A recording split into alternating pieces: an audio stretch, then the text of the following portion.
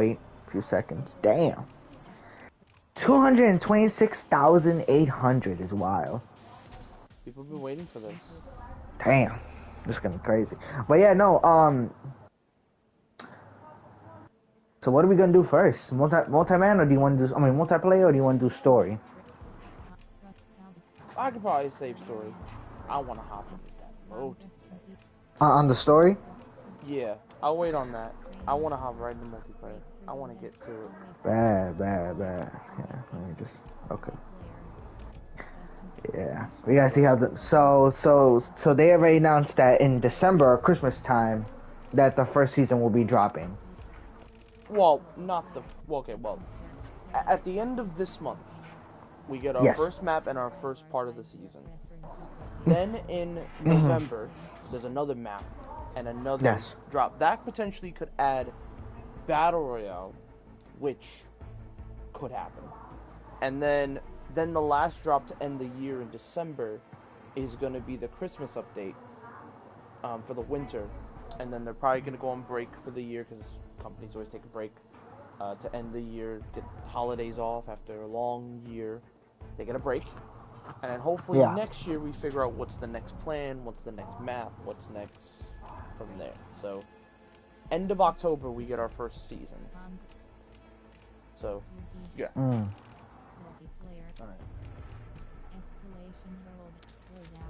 Yeah. No, and that... Yeah, so yeah, no, this is gonna be really exciting. Damn. Okay. Okay. Yeah, it's gonna take a little. They do have. Okay, they do have like. They do have like double XP and stuff. Okay. Oh, I was gonna say, wait, you're in already? You're in the session already? I got in. Yeah, I'm in. Oh, okay. Yeah, I'm just waiting on mine, cause. Yeah. It's going fast though. It's like going at least a solid pace, you know. But yeah. Got some rewards because of the beta. It's good. Good to see. Alright, sick. Alright.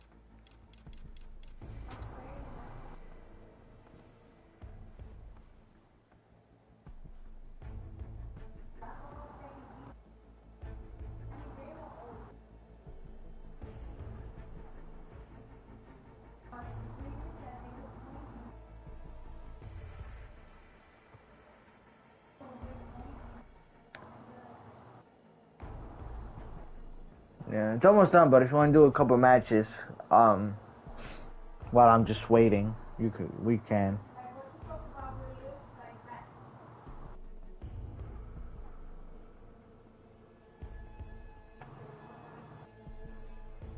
So yeah, Friday Night SmackDown was It's a lot more. Well, I didn't watch it, but I saw the highlights. I thought, good God, there's so much going on there. Tamatonga returning. Yeah. The new arena for Crown Jewel, which is not bad. I like it. Yeah. It gave me that WrestleMania 27 type vibe, I would say. With the way it was like, set up. But in general, I think I can officially say that I think we're back with creating custom pay-per-view arenas moving forward. I hope so. I hope so. But I'm honestly gonna say just screw the arena thing at this point. I really don't care about that. Yeah. I just care about creative at this point, and SmackDown. Well, that's the main thing. Like, God damn, like they put things that I actually was like, well, hold on now. Wait a second. Wait. Where was this? Like 2 months ago. Where was this this passion, this energy of just like, yeah, we're just gonna go crazy with our stories. We got a returning group that was basically been sidelined for about a month, reformed, got the New Japan face paint, got Tama back, and they basically went after the Wyatts in one of the segments after the Wyatts retained. That's something. That's the most interesting I've seen solo group in fucking months. That's amazing. Then we get old school theme songs returning. We got NXT Shinsuke back. It finally felt like we have something here. It took a minute. I had to take him off TV for a couple months. I get that. Have him in the background, tease him a little bit, but don't give it away yet. Then he accepts the open challenge, which is no surprise. I mean, Sammy and Shinsuke have so much history. It just makes sense. And then you have Tama come out going after Sammy. Love that. And it also protects Shinsuke, because Shinsuke didn't lose clean, so that also protects him. Yeah. Like, there's some hope there. Like, I got some hope now. Like, I was like, and you can do the open challenge with Tama Tonga if you really want to. I didn't think we had hope at all. I was like, there's no hope going forward. And then they did that tonight, and I'm like, maybe something's finally clicking. Where they're like, all right, we need to bring out our best work, and we need to just go. We need to go for it. And shout out to Australia. They were a great crowd as well. From what I saw, they were loud the whole night, which is great. But like, this felt like potentially this could be a turning point. Oh, here we are. I'm ready. Oh, mine's already coming in. 3, 2,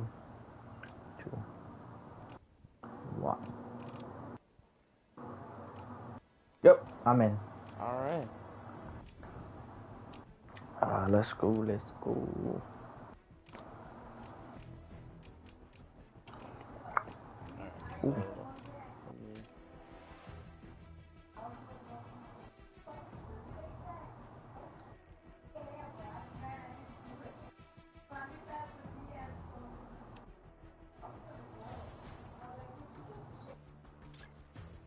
Send your own request.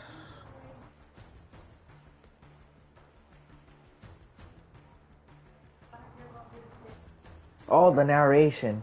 Oh, shit.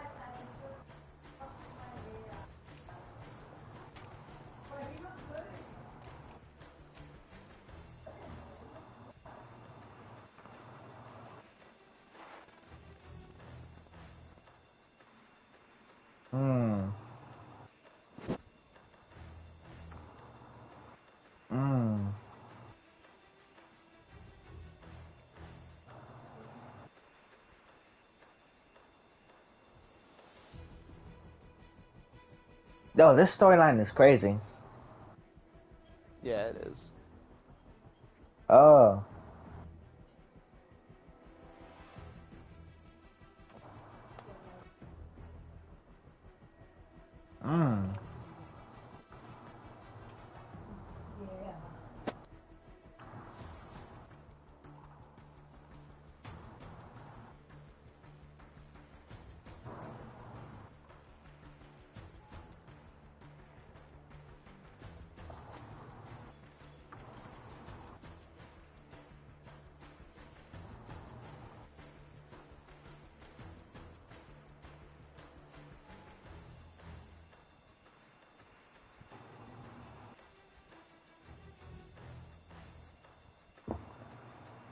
Oh, that's cool. Okay. All right, let's go. I'm in. Let me accept the invite as I join. You, my brother. Oh, bulletin campaign. Oh, let's go. Wait, so I'm curious. They don't you gotta restart everything, right? Because it's not from the beta where you can whatchamacallit. Oh, keep going. No, everything resets to level. Okay. Everyone starts at an even playing field. Like it's every beta happens. Like there's only a few times where if it's a single player, you keep your progress, but. Oh, everything's unlocked now, I think. Yeah, everything's open. Like there's way more stuff to do. The portal's open now, so. Now the portal is for customizing your guns, correct? If I'm not mistaken. Sorry, I don't want to laugh at you, but no, the portal. No, the portal. I forgot. Portal is the community creations where people make maps and crazy shit, and it's that. It's you can get them. Yeah, you can download them and play them. That's what the portal is for. So if you just don't want to play multiplayer all the time, you go to the community, you go to the portal, and there's a bunch of just user-created maps, and you just have fun. You just go in there and have fun. So, as they say, their own sandbox. No, where you actually change your weapons is at the top, the loadout. I'm sorry, Okay, yeah, I see it. Yeah. It took me a minute when you said that. I was no, yeah, no, because I forgot what the portal was. Because I know I remember you mentioned it, but I forgot what what does the portal, do? That's what it was. Yeah. But yeah, now I mean now I know. Now I remember that. Yeah. All these seem pretty solid. Okay, it's not much snipers. Okay, well, okay. Yeah, no, we're doing good. All right, let's go. I'm ready. Ready when you are. Okay, so let's see. So we got fourth quarter. We got breakthrough, escalation, conquest. Mission complete 2. I guess we can. Does that mean mission? I mean, does that mean the story can only be in the recon? Okay. Okay. Okay, there's my guy there. All right, cool. All right.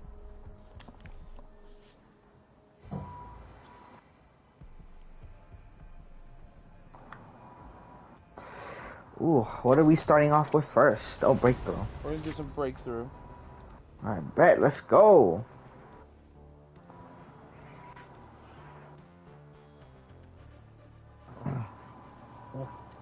Ladies and gentlemen, we are back with Battlefield. We're here with Brian as we're gonna play it live here today. It's gonna be interesting. This is gonna be interesting. This is gonna be fun. Skip briefing. I know, Brian. We last time we were here, we were playing the beta, and we enjoyed it very much the last time. Yeah, it was definitely a nice change of pace from the COD every time. It was really nice, different. And now this is the full game, all the maps, everything added in. Yep. And there's a lot of soldiers. We going to war. Let's go, boys. Oh boy. I'm just curious about what the vehicles are.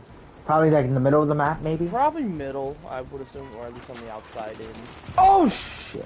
Oh. See, already, I was about to die. Right here. Oh shit! Oh damn! Well, I'm dead. Here, I'm gonna skip. Damn, that was quick already. Hey, well, that was quick.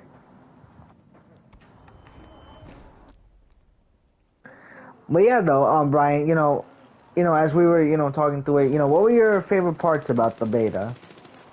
One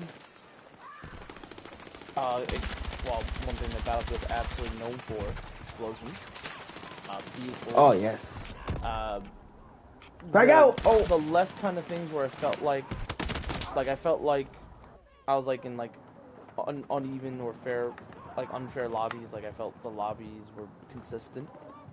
And I also like that there were still smaller map options that are just like the big ones. But obviously they said the beta they gave us like a few small maps and not many like big maps, except for what I got to trade because I got to try out, even though I wasn't even talking about. I guess since now the game is I can be a little bit more transparent. Yeah. I got a chance to try out the Battle Royale. I forget what the name of the Battle Royale it is, but me and a friend got a chance to try out the Battle Royale in the Battlefield Labs. I got invited to one, and it was super fun. It was one of the more fun, different battle royals I've had in a long time. But those are probably some of my like notable favorite parts. Was like feeling that old school style of Battlefield and not feeling like just like a lot of crazy skins and just kind of things that took me away from COD and stuff. Yeah, and to be honest, with that, there's sometimes that certain, good skins are good, like special celebrities here and there are good when it makes sense. Yeah. But then there are most of the time where it's like, no, this is not what they are. This is a grounded base Call of Duty game, military type game that everybody loves to have fun, shoot, and whatever else. Listen, this is the first time in a minute I can even say, like, a great example of this. It's Fortnite, a great example of this. Their Fortnitemares lineup this year is ridiculous. Oh. Like, they got Rabbit from Blackstone, they got Huggy Wuggy from Poppy's Playroom, they got Jason, they got Ghostface. Like, this year's Fortnite Mirrors is the best Fortnite Mirrors we've had in a long time. But that makes sense because Fortnite is such an over-the-top battle royale. Having skins like that, it doesn't feel weird. It doesn't feel out of place, out of character. And that was a big problem I had with COD, especially when they did the whole Beavis and Butthead event. That ruined it for me at that point. I was like, I'm done. I can't do this. I can't do this. Sure, I might have been stopped playing from there because there wasn't any interest, but that was like the breaking point of like, yeah, no, I can't do it. I just can't. I just can't do it. There's no point. And I need to just... Oh! I couldn't revive you kind of just call it quits and just... Oh, I didn't revive you? No, you died. Damn! Oh. But yeah, after that event, the Beavis and Butthead event, and also the amount of money you need to even get a Ninja Turtle, that also kind of turned me away from the prices. Yeah, and I've been hearing that Fortnite has already having a Halloween special, I believe, if I'm not mistaken. Fortnite Mirrors, yeah. Fortnite Mirrors is there every year Halloween that brings in both IPs and normal Fortnite Halloween skins with Halloween events. Ooh. But the reason this one is the craziest one is because they bought so many movies and characters from different series. Like, they have Scooby-Doo, they have Jason, they have Ghostface from Scream. They have all types of video game, like Took me long enough. Which are like indie titles.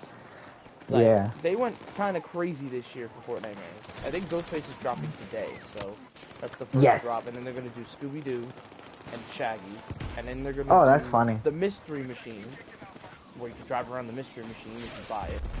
And then after that, they're gonna do, I think, Black Phone, which is Grabber, on the 16th, and then the 18th is gonna be, I think, Wednesday. Jenna Ortega from Wednesday. Jenna Ortega. Wednesday. Yeah. So, and then we're just kind of good show, by the way. Rest of the dates for also Terrifier. My God, Terrifier's coming to the game.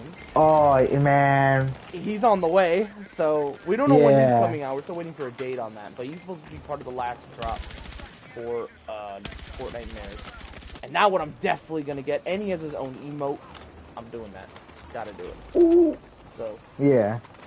But yeah, definitely Fortnite Mirrors. They got something cool cooking over there. So, well, my point is basically those are okay to have because Fortnite is so over the top. It's never gonna be grounded. So it's okay to have those crazy IP skins, crazy debuts in Fortnite and stuff. It's okay to do that because that game is so over the top when it comes to battle royale every season. But with COD, like, COD's supposed to be like a dark, gritty, grounded situation. With BO6 was just I thought I had they broke that breaking point. So when I heard Battlefield was finally hopping back into the franchise, sure, I do agree. It took a bit to get that trust back because, I mean, 2042 was an unfortunate mess. They tried to be different. It was solid. I mean, from what I played, but again, I wasn't really. Damn, I didn't even see that Claymore. I wasn't really experienced with Battlefield as much as you. But the first time I played Battlefield was technically 40. Well, actually no, because I think I played one at your house. It was it wasn't the future one, the last recent one. It was, I think, part 3 or 4. It was one of those. One of those, I forget. Yep. Yeah. One of those. But in my house, let you try it out. But I played the story. I do remember the story, I believe. Yes. Yeah. If I'm not mistaken. But, yeah, no, that was the first time I played it, which it was a lot more fun than I would say 20. I can't remember the fucking number, but the last one. It's fine, no, like that one unfortunately doesn't get as memorized as much as because it had a very bad launch. That was one thing. It was very broken at launch. And also the vibe of it just wasn't really Battlefield. It was trying to be like a weird COD 2.0 futuristic kind of thing. Like, it just didn't feel and have the vibe of what Battlefield should be. Yeah. So... Could you open it? Nope. No. There's some areas you can open, but like... Oh, I'm gonna say there's a window. There's a window. Open window. There's a window. I'm gonna go through the window. Damn. Yep, I got it. I'm gonna... Okay, can you open this door? No, you can't. Alright, unbelievable. But yeah, you know, well, yeah, with the last Battlefield, you know, you said it wasn't really the hype that it should have been. No. Had potential from what the looks of it were. Even though COD was in a strange spot at that point, I was playing that. Oh, you can open it. Oh, open the door. Oh, that was so close. Because someone's out there. Yeah. Oh wait, he's coming. He's coming. I think he's coming. I don't think he is. I'm here. Let me close the door. Because you never know. I'm going. Yeah, I'm going upstairs. Oh, right area. But yeah, so yeah, when the beta came out, though, you know, you had high expectations. What high expectations did you have for this new game? I had expectations of I want a nice, cool, grounded experience. Oh, good shit. No crazy skins, good gameplay, and just fun. And that's what the beta gave me. But I was curious what the full version is going to be, because you're very limited in the beta. You can't really do as much. They did switch out some modes here and there to try it, like they tried out some of their new modes that they added to try out, which were cool. But I was definitely more interested in seeing like the final product. And don't get me wrong, like I said, during the Battlefield Labs test, like I said, I got a chance to try the Battle Rail, which is on the way. I got a chance to try a little bit of Portal, because they had a Portal test. I forgot to say that, there was a Portal test. Definitely a fun experience just trying to pick maps. I had a lot of fun doing that, which I probably will do for this game. But yeah, like, my expectation was, if you can win the fan base back, the gunplay has to be fun, the vibe has to be like, damn, Jesus shit. And that explosion as well is another thing that's amazing. I'm proud of. Speaking of explosions, very realistic explosions when it comes to war. But that was my expectations. Yeah. Those were kind of my expectations going into this specific game.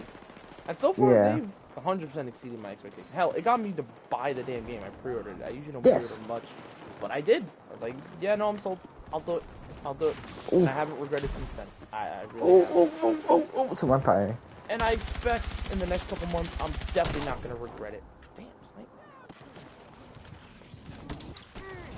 Oh yeah, and especially, you know, damn, man, I had to itch myself for him, scratch myself for a minute. But definitely one of the big things that everyone wanted to bring back in this game, Brian, was the building collapses. Yeah. Yeah. And I'm sure, you know, it was there, but it didn't feel as natural as what this game has shown so far. Which this game, God, the building destruction like animation is and I felt when I first played it, I'm like, wow, okay, this is actually building, you know, destruction. Which I felt with the other one, it was solid, but it wasn't like this. It wasn't like what happened when we played in the beta. It wasn't real. It wasn't like, oh, the ground is shaking. You could feel oh, Jesus Christ. You can feel the tension like that. Oh, yeah, you know, you could feel the, you know, tension with these, you know. Oh, how do I not see the Claymore? It's hilarious. Why don't you put a Claymore? Well, actually, that's a good idea. But yeah, no.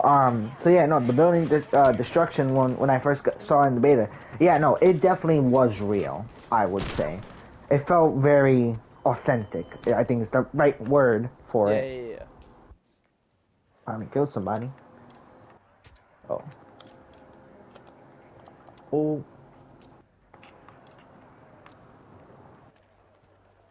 Did I get him?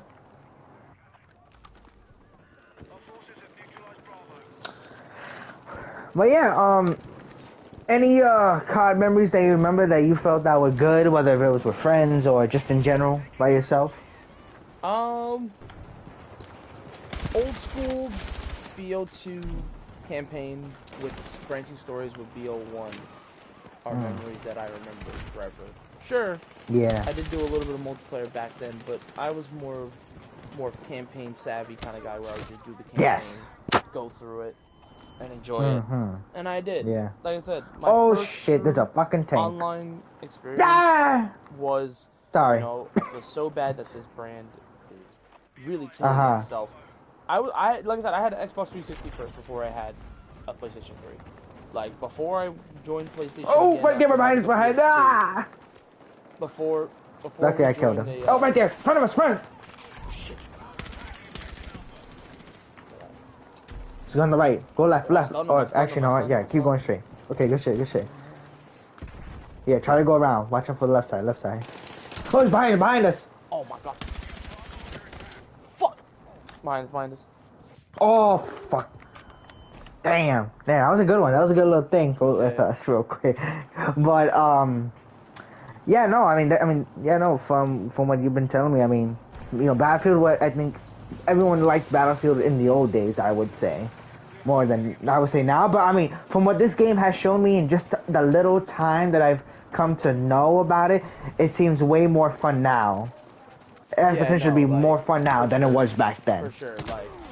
The energy back then was both Battlefield and COD give you both different I got you, brother. But both are just as entertaining as their counterparts. So like if you like COD for that kind of really good base to war style, you play Modern Warfare 4. Or you play or I should say Call of Duty 4.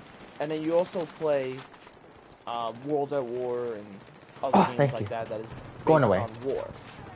But if you want like a modern military, you play like Black Ops, you play games like that. And then for Battlefield, if you want like futuristic style, you play like Battlefield 4. But if you want that World War 1, you play Battlefield 1. Like the one in between Warfare and BO3. Yeah. Basically. So yeah, like the last time I felt like an experience that I could be very happy with playing when it comes to COD before everything that happened was BO3. That was the last one that I was like, I played that for hours and hours. I played tons of zombies on there, and it just gave me that experience of like just really great gameplay, and it holds for so long. Like, it holds its charm and everything for so many years.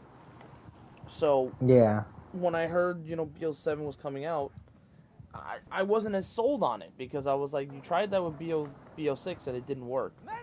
I will give him credit now because, like I said, I'm gonna be thinking this game so much, because if this is the turning point that COD wants to go, I'm not gonna think the higher ups, but what I am gonna think is the competition, aka this game, this existence. Yeah. If this existence doesn't happen, I don't know if COD puts the effort in to give us no skill-based matchmaking and gives us changes that we want. Yeah. I don't think so. They might try, and the developers might try, like Treyarch would try their best, but I don't know if Activision would have budged. I don't know if they would have budged. Damn. Yo, okay. Oh, yep. Oh, a lot of surprises today. A lot of surprises.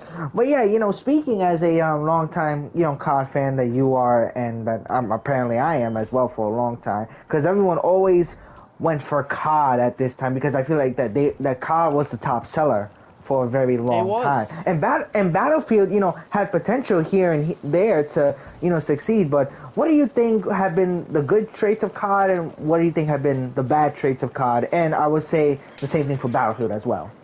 Good traits for COD. Like I said, fun multiplayer experiences. You can play hours and hours with friends. Oh shit!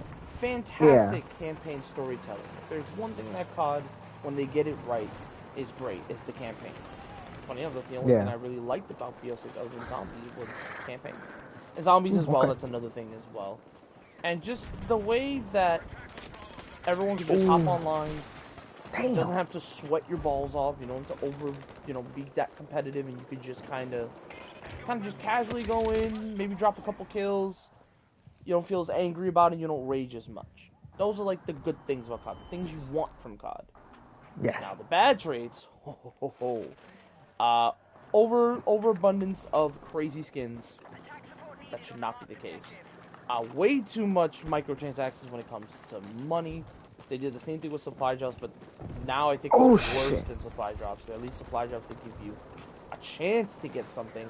This is just like, just blueprint after blueprint, skin after skin. Like, it just got so tiresome. And don't get me wrong, like I said, I would say like during Cold War, even though that game had its problems, I liked the way they did the concept of the crossovers when they did like the Rambo, the Die Hard. They approached it the way that it wasn't that crazy. Like, Oh yeah, if you get Rambo's skin, you get his knife, you get an LMG, and you get like a bow. That'll introduce the new weapon to the game. Like I would rather have that style than them being like, oh yeah, we're gonna do a Beavis and Butthead event, but we're like gonna just make these cartoon characters not fit the mold at all. So Yeah. that's definitely a horrible trait of COD. Another trait of COD that they've had their bad campaigns as well. Like I think Modern Warfare 3 is a great example of that. Not enough time to develop it, way too short, and the story Yeah. didn't really make a lot of sense. And I'm hoping we can change that for 4, since Modern Warfare 4 has been in development for a while at this point. But again, I'm not so sure. And then yeah, like I said, the skill-based matchmaking where it just feels like you're getting cheated every time you get killed and stuff, and you feel like you have to sweat your balls off to stay competitive. Yes, I know COD is a very competitive game, especially when you have ranked, but that should only be for ranked. And yes, you will have those people that absolutely try hard, but at least it doesn't feel like, oh yeah, like, oh yeah, I'm getting cheated because I'm getting like, cheated on or whatever. You're just getting killed by good players. Because there are players that don't cheat and they're just good. I've seen it myself. Hell, some of my friends are just good at the game. And that's fine. I'd rather die to those kind of people than just straight up, I get cheated out by matchmaking, or I get cheated out by just people that just don't care about their life and they just cheat.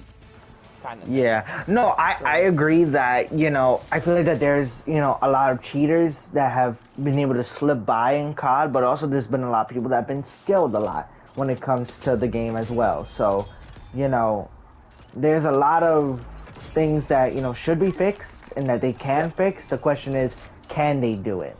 Or not even that though, do they want to do that? Because at the end of the day, no matter if you cheat or not, you're still buying the game.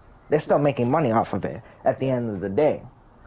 So I think that definitely one of the biggest turnoffs not only has been the cheating, but also the tryhards as well. To be honest, any shooting game, I think with just in general, you want to have at least a fun amount of time and not just be all competitive all the time in any shooting game or whatever. From what I've seen and experienced. But I think in COD, I think lately has really been struggling with the stories. I mean not the stories. Maybe the stories, but we'll talk about that in a little bit. But the content lately. Yeah. I feel like COD has lost its way when it comes to making content. And I think they have potential to do better, but do they care about the fans' feedback? So far they have, because you've seen it, and I think you sent me a text about that. They're not having this skill matchmaking. Yeah. They're not having. That they're not doing cartoon skins anymore, which luckily, that's good. Yeah. Oh. And they're not, doing what made them, be questionable. Oh, I'm burning. I didn't even know I can burn or not. But damn. Oh, I need to get out of here. I need to go back. I need to go back near the tank. Oh. But, with COD, there's always a lot of issues, but, there's also a lot of, good and bad at the end of the day. And I wanted to ask you, too, speaking of, not just COD, but Battlefield, what has been some positives and, negatives that you've had with Battlefield that either could be better or that, should just be left be, So, one thing that I've had a very positive thing is, well, I know this might sound crazy.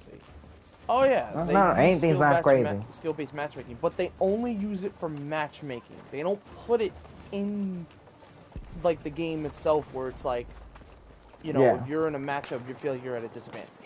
Like the last game we had, I didn't feel like I was at a disadvantage. I felt I just need to learn the game and get better. Like, that's how it should be. Like, when it comes to COD, it should be the same way. If you're bad at COD, you learn how to get better. You don't get a system that basically cheats you to be like, oh yeah, we're gonna help you get better. No, you should get better yourself when you play COD. That's how I feel it should be. Again, it's just the way COD's been rolling these past couple of years. They've just been like, we'll just force you to, basically we're just gonna force your hand, and not learn the hard way how to get better, basically, when you get into lobbies. But luckily, Battlefield doesn't do that, and I'm very happy about that. Thing that I like is being able to do vehicles. If you know how to learn how to do vehicles, they're very easy to use, especially when it comes to ATVs and tanks. If you need to get around, they're super easy. They're not that difficult to learn. You just have to learn controls. And I like having the accessibility of, if I want to hop in a tank and blow some motherfucker up, I can do that and be okay with myself. Because, again, some of the COD experience doesn't quite have that sometimes. Sometimes they might have tanks, but sometimes it might not feel right, or it might not drive as well. That's how Battlefield does. Especially if I could just go into a building and absolutely destroy somebody. I could do that with no problem. And the paces are very different. Very in a good way. Paces. Yeah, very different paces. That's another thing I like about it. Is it's not this out of control chaos like how COD is usually. And it's definitely not a slow pace either. It's like that middle ground of, it's not slow, but it's still a little bit fast. So you don't feel like it doesn't feel like, oh yeah, like you feel it's slow, but it also doesn't feel like too fast where it's like I'm moving quick left and right directional. Like it actually feels like kind of a war, just not slowed down, but like fast enough where it doesn't feel that slow, kind of thing. So that's one thing that I absolutely love about when it comes to COD specific, or well, actually Battlefield specifically. But and then probably the last other thing that I really like about Battlefield is it's not only an alternative for me to play when it comes to FPS shooting. And same for me, you know. I think. But I also like how they added this system, especially if they can get popular enough, the amount of creation that you can do. Like COD, this is the thing I wish COD had, was kind of almost like a sandbox where people can create maps, do like mods and stuff like that. Battlefield has that. They might not have the mod part on PC, but they can create some cool experiences. Like they can make their own infection, or they can make their own potential zombies map. They can make their own potential parkour, like or make your own potential like game within the game. And like that's something I wish COD had, was let the community create stuff. Let the community have fun. And COD doesn't have that kind of thing. Battlefield does with the Portal. And I'm definitely going to be trying the Portal a lot more this year, because I have a feeling a lot of people are going to make some cool-ass creation maps. They're going to make some cool-as-hell creations. So that's one thing I really love about Battlefield, is when they announced the Portal. Yes, in 2042, it wasn't as strong, but that's because they were testing it out. It was the first ever year for the Portal.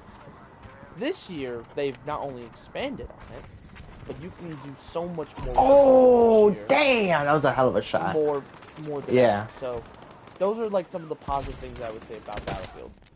Probably the only, like, I don't have a lot of negatives, but I guess a few would be, if you're not into the whole, like, massive war with like tanks and more open space, that is probably not for you. But it's not a negative for me because I'm used to that already. But I can see why that'd be a negative for someone. And probably the only thing that I will say, even though I hope this campaign is somewhat solid, Battlefield's definitely not been known for campaign. And is that a bad thing necessarily? Not really. As long as the multiplayer is fun as shit, the campaign can kind of just be a second piece.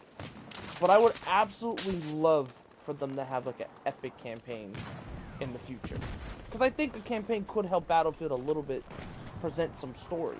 That's a good one. One thing Battlefield doesn't have as big as COD does. At least COD has story and has a ton of campaign thrown in, but Battlefield doesn't really have that substantial campaign unless you go far back with like Battlefield 3, Bad Company, and maybe Bad Company 2.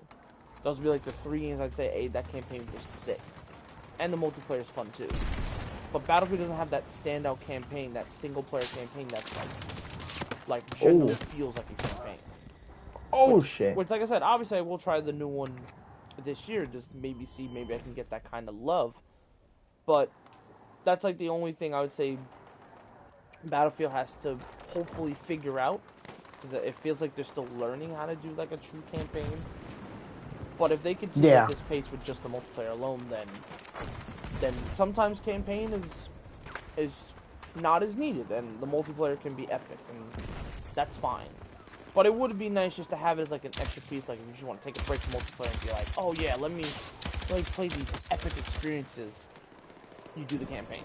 You know what I mean? So, oh yeah, that's yeah. like, but again, it is what it is if they feel we can focus more on the multiplayer, because having a campaign doesn't hurt that much, because everybody's all about multiplayer most days, so it's okay. It's just a nice addition to have, and that's one thing that I will always respect COD for, even if at its lowest point. They try their hardest to make the campaign not only different every year, but make the campaign fun. Like, the only time it didn't strike for me was Modern Warfare 3, but then I saw the development cycle, bro, they only had like 18 months to make it. I was like, oh shit. That makes sense why the campaign is not that good. Because you only have 18 months. That's not enough time to do a campaign. That's not enough at all. That's actually least time to make a campaign. So, that's why, like, yes, I was harsh on it, of course. I mean, brutal honest. But I gave it more of a slight pass because they only had 18 months to make it. Like, they did not have no time to make that campaign, like, at all. They had no time at all. So, but yeah, those are kind of my negatives and positives on both. But as long as both of them are fun experiences, I'll be okay. Especially Battlefield now more than ever. Now I'm on a roll with these. Yeah, right now. Over here with the pistol. Man, I'm so on a roll. Well, I think I'm on. And this is the longest I probably ever survived in a game, in a shooting game. Crazy. I just been real slow, very surgical, not going so fast. Not going too crazy. Just taking my time. And I think that's what a sniper usually needs to do. Take its time. Oh. Ooh. Oh, yep. Okay, now I'm probably gonna get something. Oh, thank you, Tank, because that actually helped me. Oh.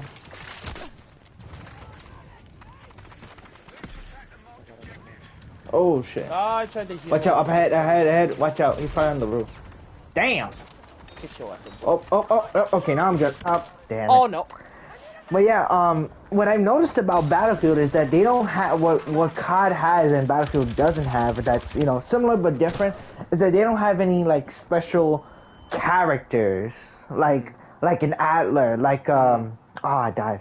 Like whatchamacallit, like an Adler, like a Mason Woods, like Captain Price. They don't have like those Makarov, like they don't have those type of characters like that. No. Even though they're fake, they're not real characters. Oh, what? Oh shit! Yeah, how's he even on the tank? Oh shit! They don't have that. No, they don't. And I'm curious if they are gonna do that or they're not gonna do that. Either way, it's fine. But I'm curious to see if they actually gonna do skins that people are gonna be like, oh, I want this. I want to purchase it. Yeah, it is gonna be interesting when they start adding like the first season. They add like the battle pass and skins and stuff. Are they gonna be more like gun skins, or is it gonna be like operator type skins? That's the big question. Because like I said, most Battlefield fans are mostly in the realm of like, as long as it's grounded and muted and it's not over the top, it'll be fine. And that's okay, because that's the one thing that separates them and COD.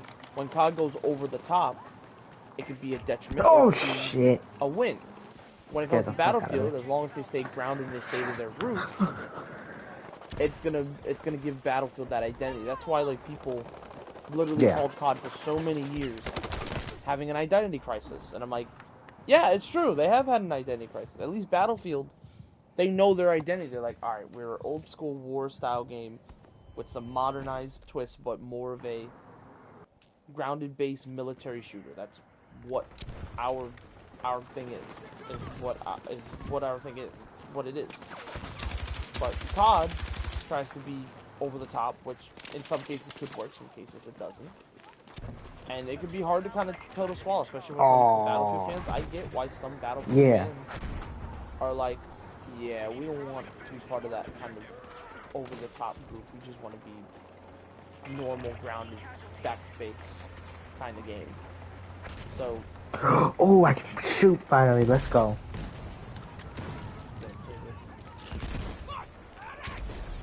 Cocksucker! But, yeah, no, and another thing I wanted to ask you was that, you know, I'm sure you probably saw this trailer, though, and I think you showed me the trailer, if I'm not mistaken, but the Battlefield trailer they had special characters. Well, I think this was AI.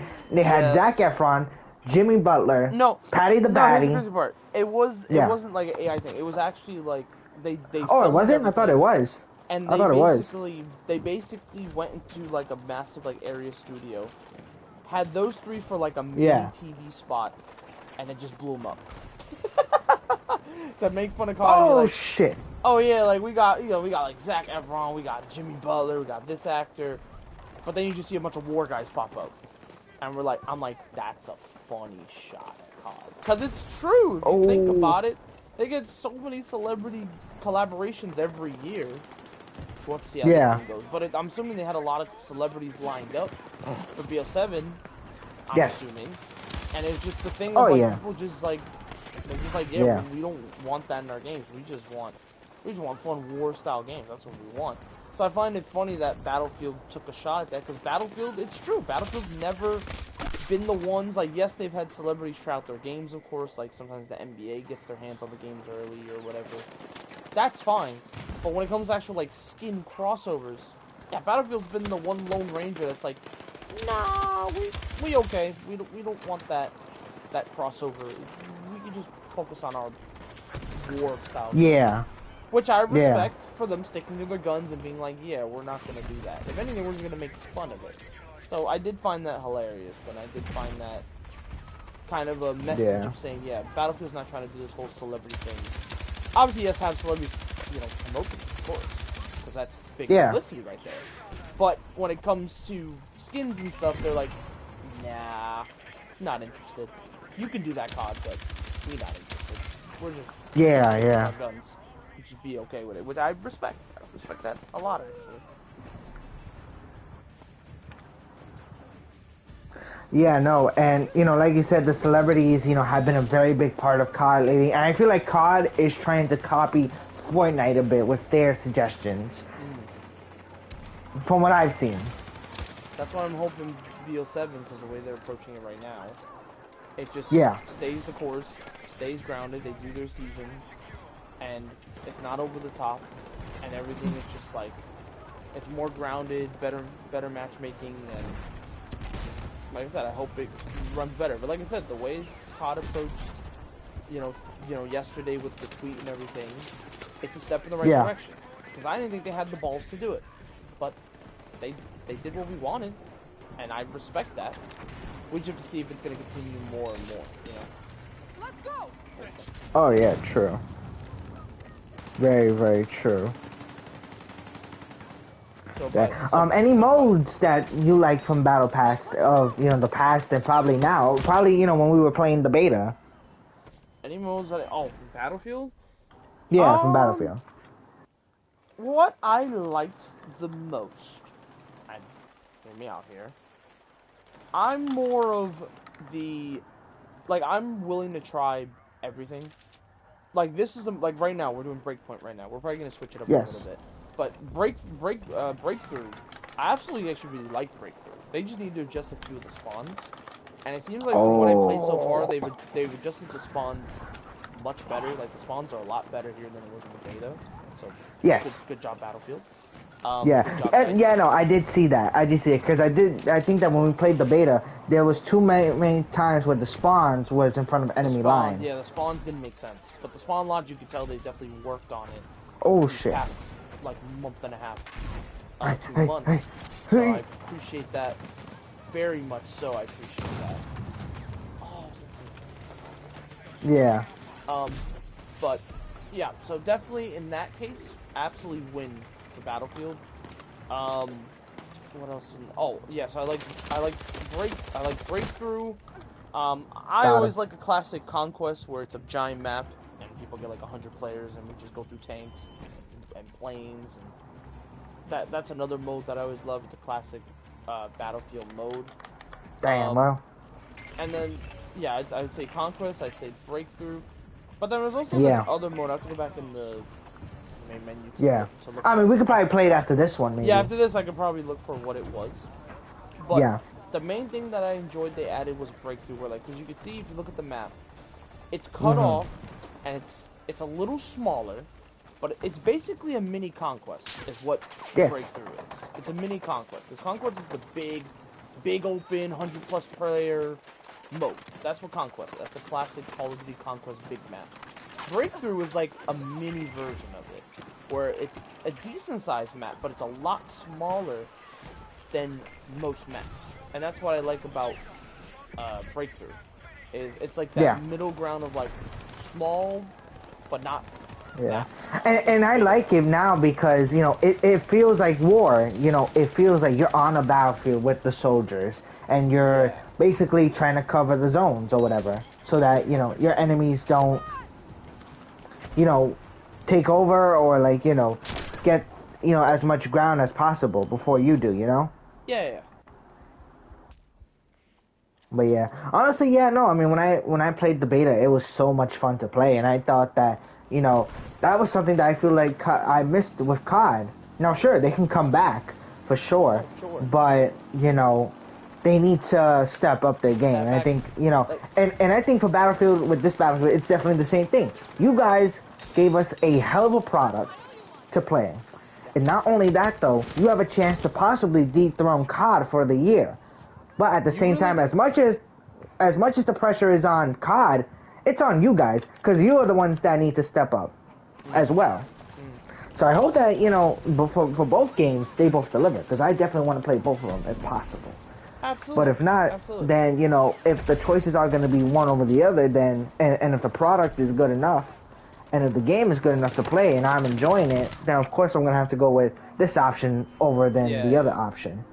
You know? I said, and I'm sure you agree with the same thing, you know. And like I said, I just want to note this for me and Manny, and I'll speak for Manny for this situation. We don't want to make a choice.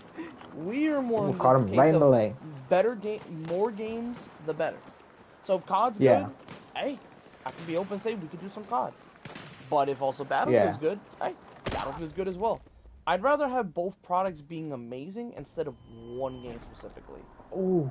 Even though I am in the heart of, I hope knew one of them caught me. I hope Battlefield finally wakes up COD, which it seems like the slow effect is starting to finally take shape. That Battlefield and hopefully it keeps up. COD, because they had to make so many changes before launch. Wait, is this the car?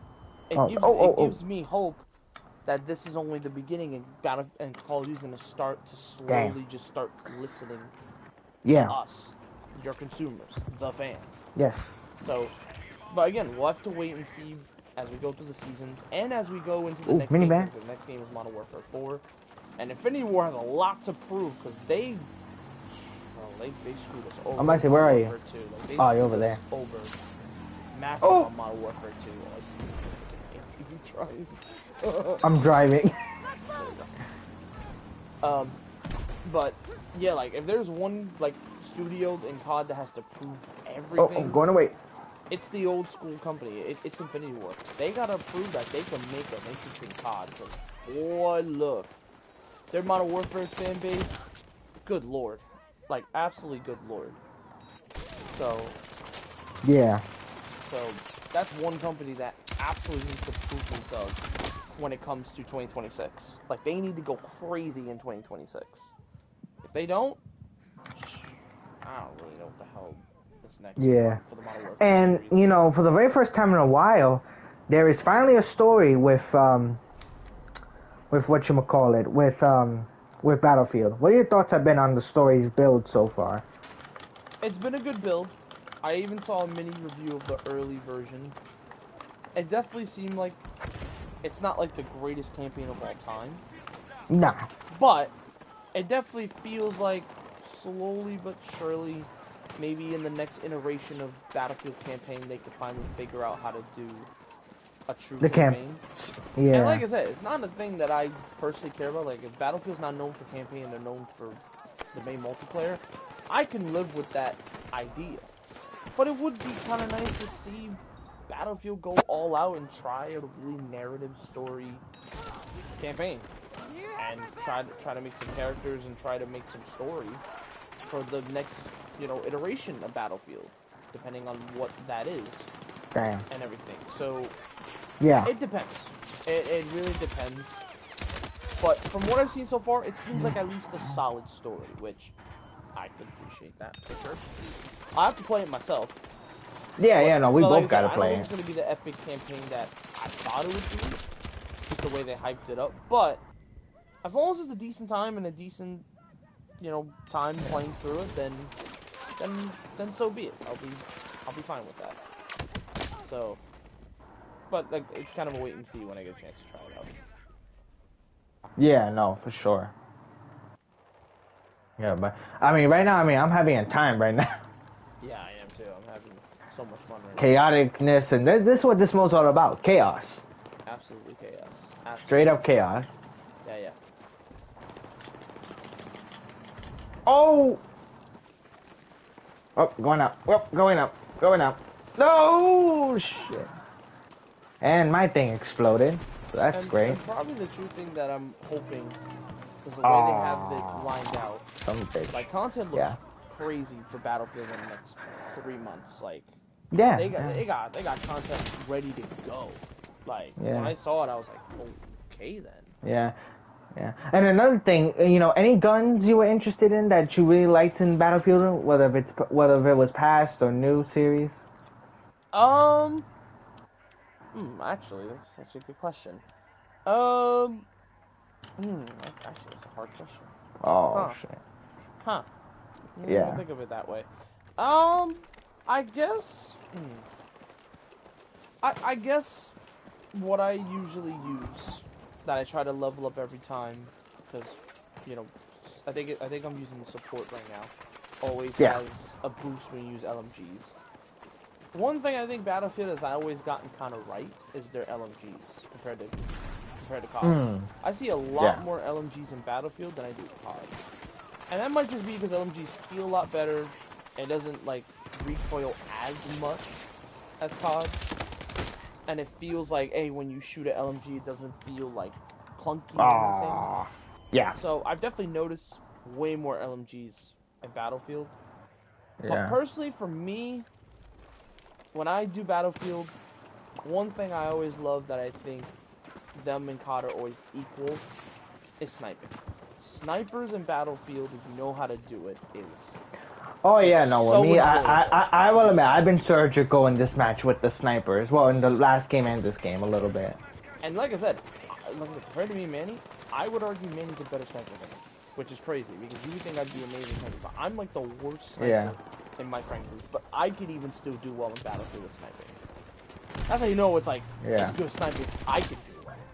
Yeah. So, and I can't say that I'm the best in this one because I'm still learning how to snipe with this one. I would say in COD, I'm better in COD with sniping than I am with this one. But again, I'm just getting started with, Battlefield. That can change in the next probably few months or so. Oh, yeah. If we come back and do another, review, which hopefully we can, do another review of Battlefield.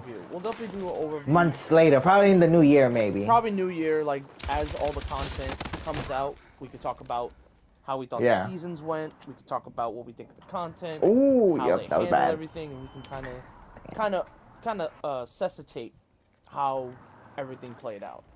Especially since, like I said, they have 3 months of content on the way, and they still have to do Battle Royale. That's not coming out until like mid-November. Yeah.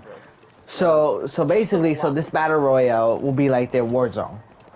They're kind of Warzone, but the difference is they still have that vibe, and you'll feel it when we get a chance to try it out. Yeah. It's gonna feel like that Battlefield style if they made a Battle Royale, but actually like it generally feels like a genuine Battlefield style Battle Royale with like the healing and the gunplay and the way you play. It's gonna feel more like I flew back. Battlefield Battle Royale than I even thought it would when I tried it out. When I tried it on the Battlefield Labs, I didn't even think it was gonna be that crazy. I thought it was gonna be like a decent Battle Royale. But man, they definitely put a ton of work into the Battle Royale, and it has me excited for Battle Royale in a long time. Like, I've been so oversaturated with Battle Royales for so many years, but this one could be good. It could be good. It could be good. I got some hope for it. I got some hope for it. So yeah, we'll have to wait and see. But so far, it's got potential. I will say from the early, and that was an early build too. I didn't even play the final build. That was an early build. So it'll be interesting to see how far it's come when I get a chance to play it again with someone. So. We're gonna do a different mode this time. Yeah, I think, we're gonna change it up. Let's see. Multiplayer. So we got escalation. We got conquest. And hopefully we can try to do a portal map though too. Hopefully if I get it too. Well, I mean, when I go check it out too. For sure. Let's do escalation. I don't think this one was in the beta, so we can try this one out. So.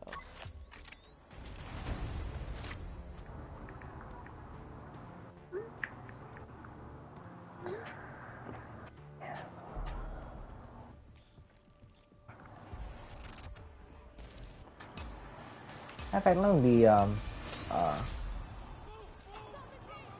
trying to switch. Well, I guess I'm gonna have to die. Right? No, wait. Okay, all right. I'll take. But yeah, and hopefully, we'll compare the, the differences between COD and damn, this guy's a terrible driver. COD and Battlefield soon. Yeah, we'll definitely do a video where we compare both. Okay, I need to get off. And kind of figure out what we think of both and kind of compare. But like I said, until I get, because at some point I will, if it's on sale, I will get BO7 at some point. Just to compare. Shit. But until that point, I can't really compare both until I get BO7, so I can't. God. I can't give an opinion on that yet. Yeah, no, we can't.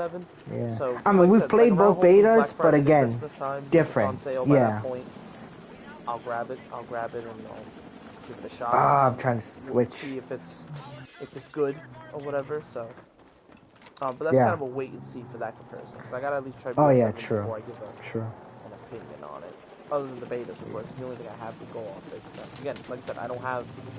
I would be getting ready for Black Ops, but I don't have it. I don't have it right now because I'm very unsure. It's the most unsure year I've been. Yeah, no, and I would say same though here too. I was very unsure. I was very disappointed with what happened with BO6's multiplayer. Absolutely. Very disappointed.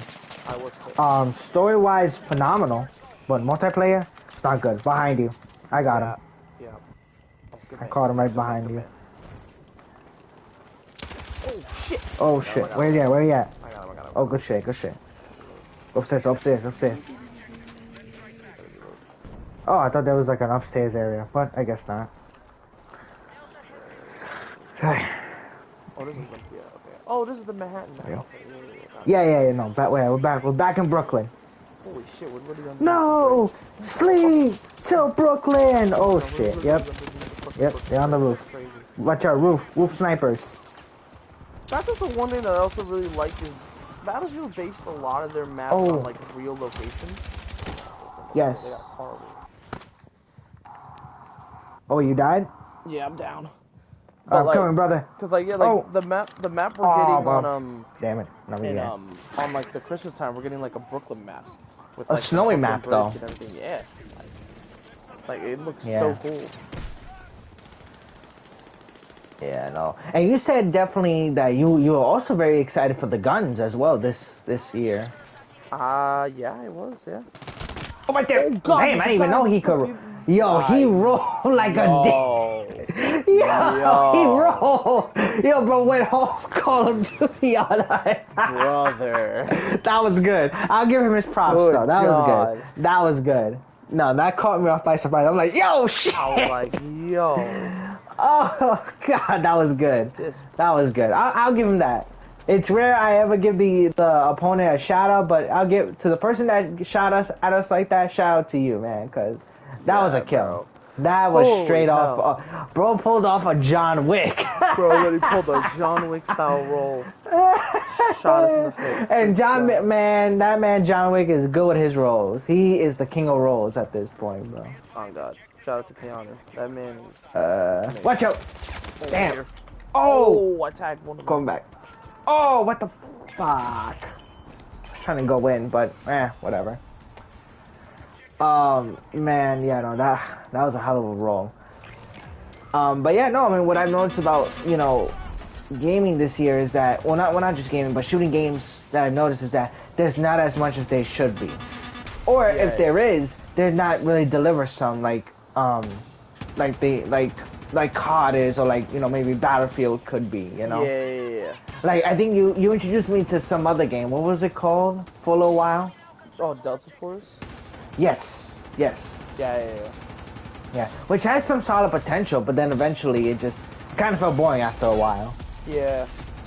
It's to be expected, unfortunately, but one thing that I am gonna try to play, and even with the popular games too.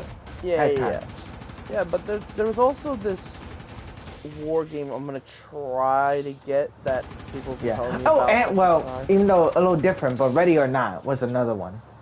Well, that one was gonna be similar. Yeah, but that one was gonna be a little bit harder because that one's such a different kind of, like, that one's like an extraction. That one's not like a military, so that one's a little harder to grasp. Yeah. But anyway, so there was this one I have been looking into that's like a realistic war, like kind of World War II style shooter that I definitely want to try to get. I think it's called like Hell Let Loose, I think it's called. I saw that one on the store once, and I was like looking videos on it. It looks like crazy old school war with like realistic like movement. So I might get that in the future and try that out, because I heard that one, if you want like a true like old school World War II style experience, Let It Loose is one of the better ones. So I might try that Let out It Loose. See. Yeah, Let It Loose. Yeah, I might try to get that one. And I remember we played this for a while. I forgot what it was called. On Proving Grounds, I think it was called. Oh my god, I remember Proving Grounds. Yeah, I remember that. I remember you introduced me to that, and that was hot for a little while. Just for a little while, though. That one was like, because it was supposed to be just like a what is it, like a demo for like the actual military. Yes. It had like the army license to it. But it was weirdly really fun. Strangely enough. It really was really fun. Sometimes licensed games are really just kind of marketing and not really just a game. But that one felt like a genuine army game. I was like, oh wow, this is it's a lot more fun than I even thought. I was like, wow. Yeah. Eventually, you know, it died out, but you know, it had its good time for, you know, as long as we've played it for. Yeah. Oh damn. I was even surprised. Shit. God damn. Oh, I was even surprised. I remember that. In all honesty. Yeah, I'm surprised. Remember? Very surprised. I forgot about that one. Oh, I thought I had it. Well, yeah. And I'm curious though if Battlefield will do that. If they add like either skins or new operators that are like not celebrities, but at least like ones where like, oh, we should get this, or oh, this is cool, you know, definitely gotta get him. Yeah, we'll see how grounded it is, because it could be just kind of grounded and kind of basic. Yeah. Or they could get out of their comfort zone a little bit, but don't overdo it. So I am intrigued how that's gonna play out. We'll have to wait and see, because one thing that I've been loving about Battlefield's, you know, team and everything, they've been listening to feedback. Got him. I avenged you. Yeah, that's right. Alright, let me go. That dude had 25 health. If he would have not killed that, I would have. Yep. Alright. Is that him? Oh, going up. I literally was close to death.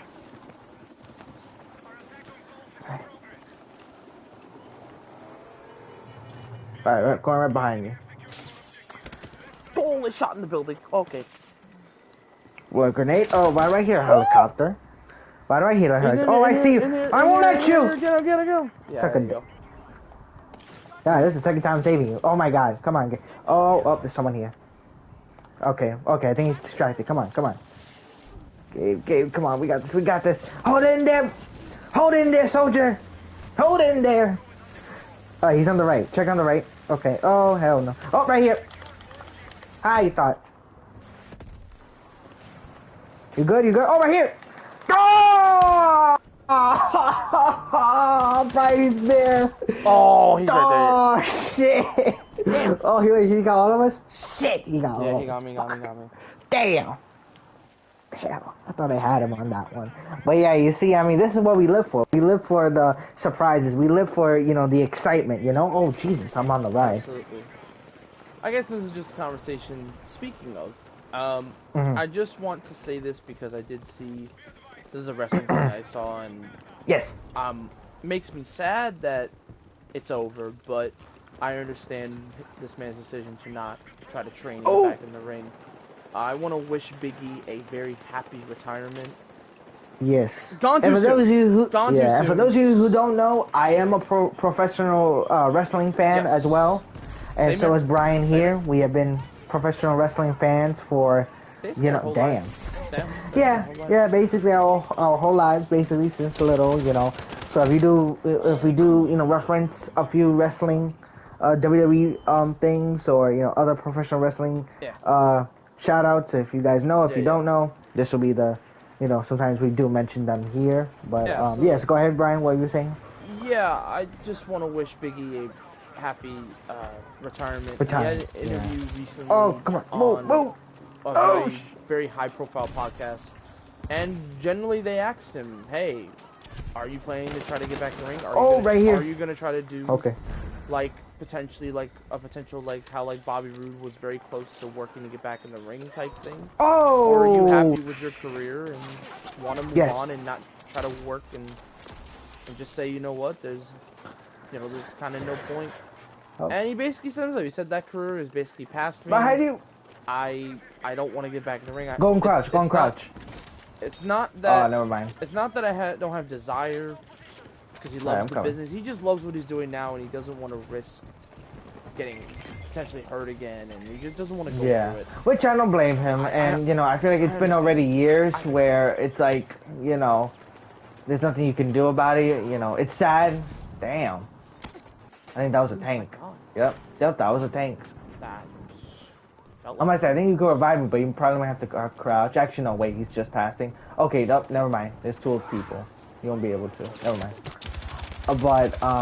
Yeah, no, it's sad that, a wrestler who has been working in the business already for like almost a decade has no choice but to pass after a few years of just been, talking and, hasn't been able to compete. Like I said, I'm not blaming Ridge in any way. It was just a freak accident. And unfortunately, the rest has been history. I am grateful that WWE has made him a super alumni and let him do some pre-show work. They had him come back for the New Day segment, which was cool. But I do I feel like there was so much potential. I was actually excited to see if he didn't get hurt what Triple H was gonna do with Big E because I think Vince understood the idea of having a big world champion like Big E, but just his booking was so just flawed, and it didn't give Big E the true shine. And that dude is so talented. Like, he was doing some good work by himself. Won the IC title, had that feud with Apollo Crews. Like, he showed potential. Like, hey, with the right amount of booking, Big E is world champion. Could have paid off. It could have paid off a lot, actually. It could have been like a Kingston situation, but on like a bigger scale. Dang. But again, it was just timing just didn't work out. And then we didn't get that true potential because when he lost the world title, he got hurt immediately after when he did a match with Ridge. And after that, it's like, it's almost going to be like one of the biggest what-ifs ever. What if Big E never got hurt? I'd say the same thing about Jason Jordan. What if Jason Jordan never got hurt? What was his career going to turn out to with him and Gable? Yeah. Were they ever going to cross paths again? Were they going to fight each other? Were they going to re-team up? Maybe do a reunion of American Alpha? I don't know. It's just something to think about. So I just want to give, congratulations on Big E on an incredible career. It just sucks how early it's ending for him. But again, I think he's going to put some good knowledge in wrestling, even if it's just like and I think he's happy right now. Oh my he's absolutely happy doing what he's doing. This guy was in the freaking way. Like I do that think was you. like I do think he's gonna have some knowledge when it comes to basically helping the younger talent. He's already a coach in NXT already. He coaches some of the NXT. Oh, he is. I didn't even know that. Yeah, he also does some of the tryouts when WWE does tryouts. Oh, it got him. Wait, did I? Oh, I only assisted. He also does, like, he's also one of the spokespersons, kind of like, you know how, like, Titus O'Neil does, like, a lot of the office things. He doesn't wrestle as much. Same thing, Big E's got that same role.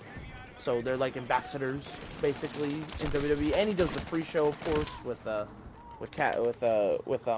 Jackie Redmond and the rest. Oh! So, basically, like, he seems super happy. And that's the thing that I was hoping for when everything went south. I'm going for the tank. Fine. That he was going to either try to get back in the ring or just be happy with what he's doing. And like I said, it makes me so sad that he's saying, yeah, no, I'm basically happy where I'm at, but I'm not going to come back to the ring. Like I said, I respect that decision, but it's just like, it still feels sad because, like, I would have been genuinely curious. Damn. You know, what Triple H would have done with Big E if he was wrestling. Like, what were going to be plans for him? What are they going to, like, plan out for him? Are they going to, like, were they going to, like, just kind of do, like, a thing where, like, he tries to get the New Day back together and then they fight the New Day? Like, I was so intrigued what they were going to plan with him. But at the end of the day, it's just, again, neck injuries are risky. And I 100% understand why Big E would say, I'm happy where I'm at. There's no point in trying to work back in the ring. And I say it every time, ring shape and normal shape is two different beasts. So getting into ring shape with a really injured neck is a risk and a half. So I understand from Big E's perspective, after getting surgery, there's just no point. There's no point in risking it. Just retire and enjoy what you're doing now. Enjoy what you're doing. So it's kind of like the thing with Triple H or whatever. When Triple H had that heart situation, he was like, I'm happy what I'm doing. I had a storied career. I'm okay with retiring now and just being a booker now. And just do what I love. And still contribute to WWE. Even though I've had my issues with it. But I'm just saying. But yeah, I just wanted to give my props and thanks to Big E for entertaining us as much as he did. And I was very grateful. I got a chance to see both versions of Big E. I got a chance to see him when he was with Ziggler. I got a chance to see him when he was part of the New Day. I got a chance to see him when he went by himself before he called it. So I've had my fair share of Big E moments. And while Big E is easily one of the more funnier dudes on the roster, he was an unbelievable talent from power and strength wise. It was ridiculous how talented. Yeah, I don't know what happened with that, but all right. Like, yeah, that dude is talented in himself. So generally, last thought, thank you, Big E, for everything. Generally, thank you for entertaining us as much as you can. Thank you for making me absolutely fall in love with the New Day. You were the reason why I loved the New Day so much. Was because of you. So, very thankful for Big E, and I wish him nothing but the best in his new venture in wrestling. 100%. Yeah. Shout out to him, and hopefully his retirement goes well, and he's happy, and that's why he looks like he is right now. He's happy. He's in a great place. He's married now. Yeah. Congratulations to him on that as well. Yeah. Wish him nothing but the best, and nothing but the best for him. Absolutely. Oh fuck. So another thing that, I wanted to also talk to you about, since, I'm on Twitch and everything. What have your thoughts been on Twitch gaming? Because I know that the last time you were on Twitch was to get the beta for COD. So I was wondering, what are your thoughts on just Twitch in general? Since I'm on Twitch. I think Twitch is a solid platform for if you want to get your streaming up to speed when it comes to streaming. YouTube can be really hard because of copyright and certain things. Yes, Twitch obviously does have its copyright laws, but it's definitely not as egregious. Strict, I would say. Yeah, I will admit, out of YouTube and Twitch, YouTube is very, very too much strict. I think when it comes to either music or just in general with certain materials or whatever. Yeah. But yeah. Like at least with YouTube.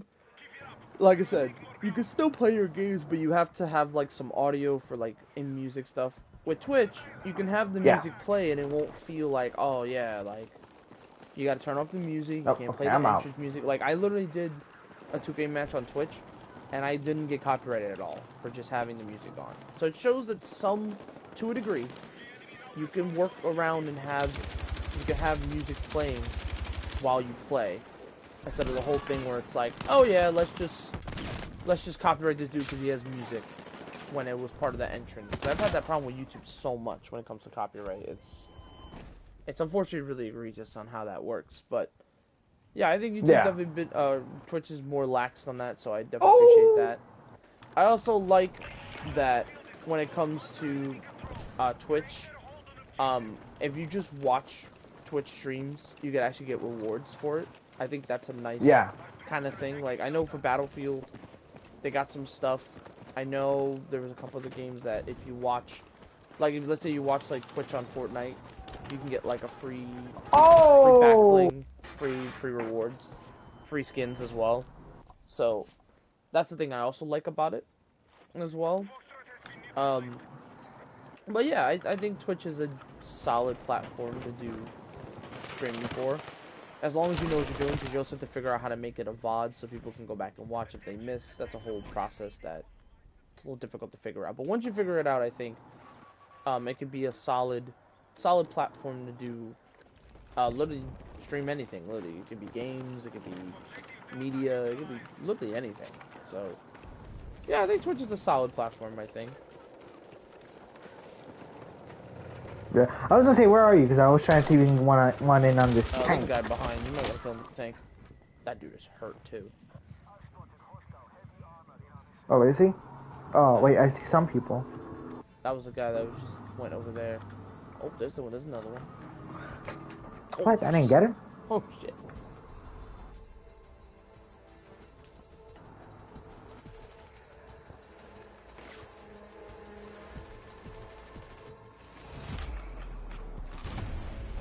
Well, I mean, this was pretty fun. Yeah. But yeah, no, you know, with this game, with just Twitch, you know, again, you know, this platform can be so much. I think that's why, you know, I want to grow on this channel, especially with Battlefield. Yeah, I think that, you know, I want to try to see if I can grow on this, you know, platform with, you know, with Battlefield, with COD, maybe, you know. Yeah, I get that. Yeah. 100% get that. And plus, you know, who knows? Maybe, you know, maybe I might do both. I might do YouTube and Twitch. You know, there's so much potential with this. I think for this new chapter regarding Twitch. Yeah. But absolutely. Yeah. All right. So, what do you want to do now? Do you want to do what was the other one? Because I know there was a quick play. We did breakthrough. Yeah. Wasn't there a quick play or something else? I forgot what it was called. Let me see. There's close quarter combat, close weapon, all-out warfare. You know, actually we could probably do that. Yeah, you know, let's do that. Wait, which one? Combat warfare. Close weapon, all-out warfare. Which one's that one? Same thing. Let's see. Can I? Okay. All right.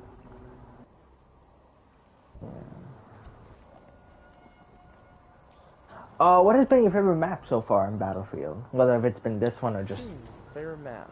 Classic. If we're saying absolute realism and look wise, probably the Brooklyn map, because it really fits me so much as a New Yorker.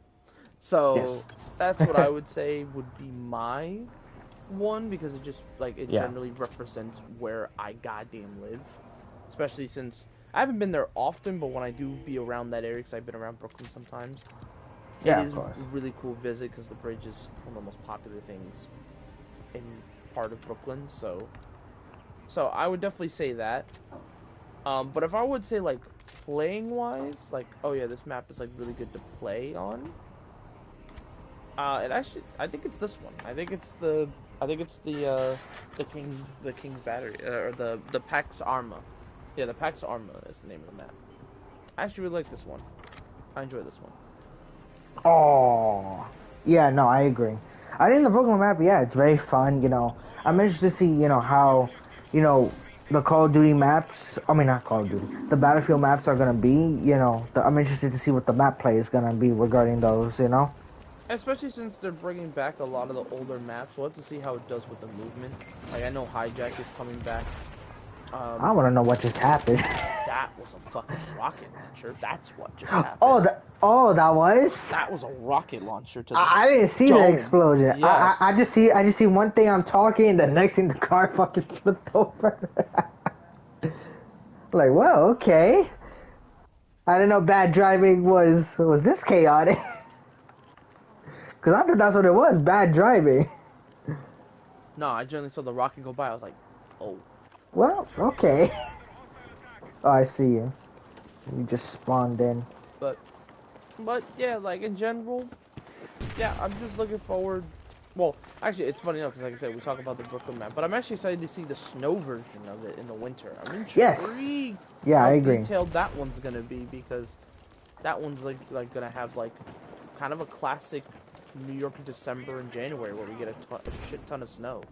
Despite the fact, actually, weather hasn't been too crazy in October. I thought it'd be a lot colder, but it's actually been. I gotta admit, like, this New York weather is weird. It's strange. It's bipolar at this point. It really is bipolar. That's a perfect description. It is bipolar because you would think in October. Because it's one day it would start to get a little cold, like and not then like it's hot, cold, but then it's warm, and then it's that middle ground of like low. I think it's the damn climate change in New York. I don't know what's going on, but it's got to be something to do with climate change. Back.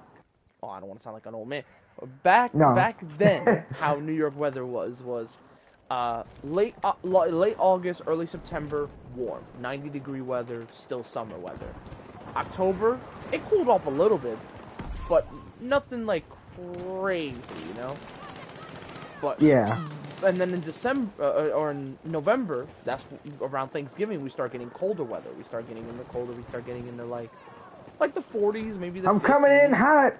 And then December, that's where things start to change. Happened. That's where December, that's where we start to get some colder weather. Oh, well, it's rare we get snow, but snow potentially is in the air. And then January and February, just pure snow. Just pure snow. Yeah. We haven't, you know, to be honest with you, we've never even had snow like that in a very long time. I can't remember the last time. It's been years. Probably a whole decade since the last time we've had serious snow. It really has. Like, the closest we've gotten was like a little bit of, like, kind of snow weather, but it was more flurry. Yeah. Like, it wasn't like massive snow where you could bring out a shovel. No, it wasn't serious. If anything, it was more of just, it was more ice than snow, which is what I deal with most times. So it was weird. But that's how the formula was. It was... Oh, I didn't even see that coming. In the fall, it starts to get a little colder. Maybe like end of October, it's still a little warm here and there. Yeah. And then November, it gets cooler. Then in December, it gets even cooler. And then in January, we start to get snow, freezing temps, and everything like that. But weirdly enough, sometimes, and I can't believe this happened last year, bro, there were times where December, it was like 80 degrees on one of these years. And I was like, what, bro? What do you mean? Like, what is going on here? Christmas is 80 degrees? Like, Christmas is 80 degrees? I mean, it's nice for me. I don't have to deal with snow or anything, but it feels kind of weird. I was like, okay. Do you prefer snow or summer? Good question. I prefer the summer weather because I can go on vacation more and kind of vibe on the beach. But I don't hate snow. I don't hate snow. I actually more hate heavy rain, actually. Heavy rain. Oh, wow. Not fun to me sometimes because a lot of my clothes get wet. So. Honestly, I'm mixed with rain. It's like I like rain, but not too hard rain. For me. Yeah, like if it's like sprinkles, like spring rain and not thunderstorms, I can live with that. But if it's like heavy rain with thunderstorms and potential lightning, that's where I'm like, okay, that's way too much for me. I don't know if my clothes are gonna be able to handle that situation. All right, right behind me. Oh shit! Where? There's a shotgun dude right there. That dude got a shot. Oh yep, and I just. That dude got a fucking shotgun. Yo, like, yep, there he is. Yeah. There he is. I had a shotgun too, but I didn't know if I was gonna pull it out or not. Okay. But yeah, no, I mean, if I prefer rain over, I mean not rain, snow over summer, that's so tough. I mean, that's always been tough, honestly. Oh, for sure. Don't get me wrong. I have been to Las Vegas and I have been in that 100 weather. You know what I'm talking about. Where that bitch is like Los Angeles level weather where it's 100 every day. Yeah, you know, I've been to LA, you know, because I have family over there, like I've told you. But specifically, like in Vegas, bro, when you're in the desert, bro. That thing is 100 degrees on the. Oh yeah, day. well yeah. Vegas was built in a desert, so yeah. No, so I do expect it a lot. That I can understand people being not used to. Hell, I had to even get used to it when I was there, and I had to get used to time zones. The time zones are fucking crazy. Yeah, the time zones. Yeah, no, especially when I used to go to LA. To visit my grandparents sometimes. I was literally the time watching, zones. and I shit you not, I was watching Money in the Bank that year in the afternoon. I was not watching on the night time, and I was like, this is fucking weird. And that's not because, like, oh, yeah, like, I'm not used to wrestling events being early. I mean, I've been doing early wrestling event. But it feels weird to me that right behind me. I had to watch SummerSlam, a pay-per-view, or not SummerSlam, Money in the Bank pay-per-view right here in the afternoon. Because it's just something I'm not used to. I'm used to wrestling being in the nighttime. He's right there. Like, I'm used to wrestling being in the nighttime. I'm not used to it being in the afternoon. Unless it calls for it. Like, tonight, actually... Hog is having their event with Cross and stuff. And wait, what time is that? 8 p.m. So the start of even though SmackDown's already taped, but like the start of SmackDown on USA because they taped it like actually they had fucking Australia time zone's also crazy because they literally had wrestling at like 9 in the morning my time. That's wild. They had SmackDown going on. That's why I sent you the clips at like 8 in the morning because they were doing the kickoff show, and then they were wrestling. Because they had SmackDown the same night, and I was like, oh, it's nighttime over there? Oh, that's crazy. That's insane. But yeah, no, literally, like, they had dudes wrestling 9 a.m. in the morning over here, while it was like 8 p.m. at night over there. I was like, what, I'll be damned. So, yeah, Australia got... That's why Crown Jewel is at 8 a.m. tomorrow? I think it's tomorrow, I think. That's why it's so early in the morning, because Australia's time zones are just bananas. Yeah. So, but yeah, Hog starts at 8 tonight. I'll probably tune in just to see what's going on, because, like I said, I agree. Not watching SmackDown right now. But I am getting ready for Bound for Glory on Sunday. I think it's Sunday, I think. I could be wrong. Yeah, Sunday. Sunday or Saturday. Yeah, Sunday. So, I'll probably write out my predictions for that probably today and get that in. I'll write those in, and then there is Collision on Saturday. So if I'm bored, I might pop that on and see what's going on. I know Eddie's gonna be fighting Beast Mortos, so that should be fun. And then there's gonna have some confrontations. I know Timeless is gonna be in action. There's a couple other stuff, but I forget what else is happening. But yeah, because like I said, next week is come on. Next week is Wrestle Dream week, which looks like a crazy good card. It looks like a really good card.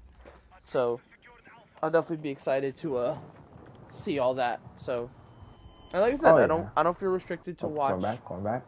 Just basically focus on one company in WWE. I could watch all companies and be pretty happy with it. So. Yeah, no, for sure. Yeah. How have you been enjoying it so far, though? Oh, like my full break from the game. WWE?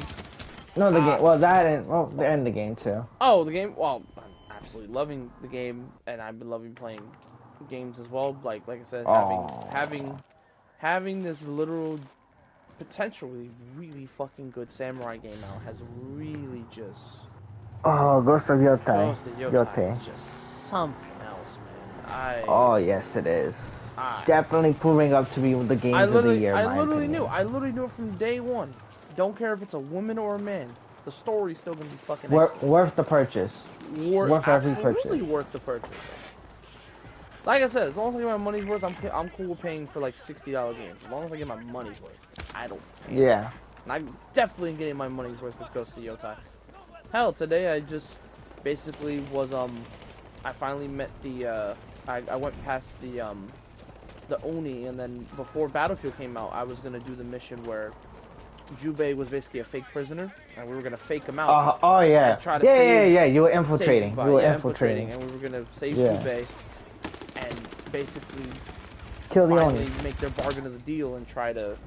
Try to get basically Jubei to get some intel, of course, but then also hopefully get Mad Goro, because Jubei kind of folded on his side of the deal. So finally a victory. Now she got to step in and be like, all right, where's Mad Goro?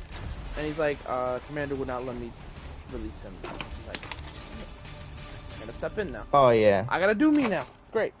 Didn't want to, but now I have to. So yeah, no. That's kind of where I'm at right now when it comes to Ghost of Yotai. Oh yeah, no, agreed. It's already proven to be one of the best games out right now. Definitely 100% proven. Absolutely agreed. Yeah, and which is why one last thing, I was gonna ask if you want to play like at least the first mission of the story, or do you want to like keep going a little bit with the multiplayer? You're gonna get off. I'll play the campaign later. It's fine. Okay. Yeah. But yeah. Escalation. This will probably be the last one. Then I'll probably yeah, alright, do something else. Yeah. Yeah. Let's see. You know what? I'm gonna go support this time. Why not? I'll go support. And I was gonna say that they don't. When it comes to loadouts, like you can't choose like it's like the whatchamacallit. What was that? The overkill card where you can like use. Do they have that or they don't have that?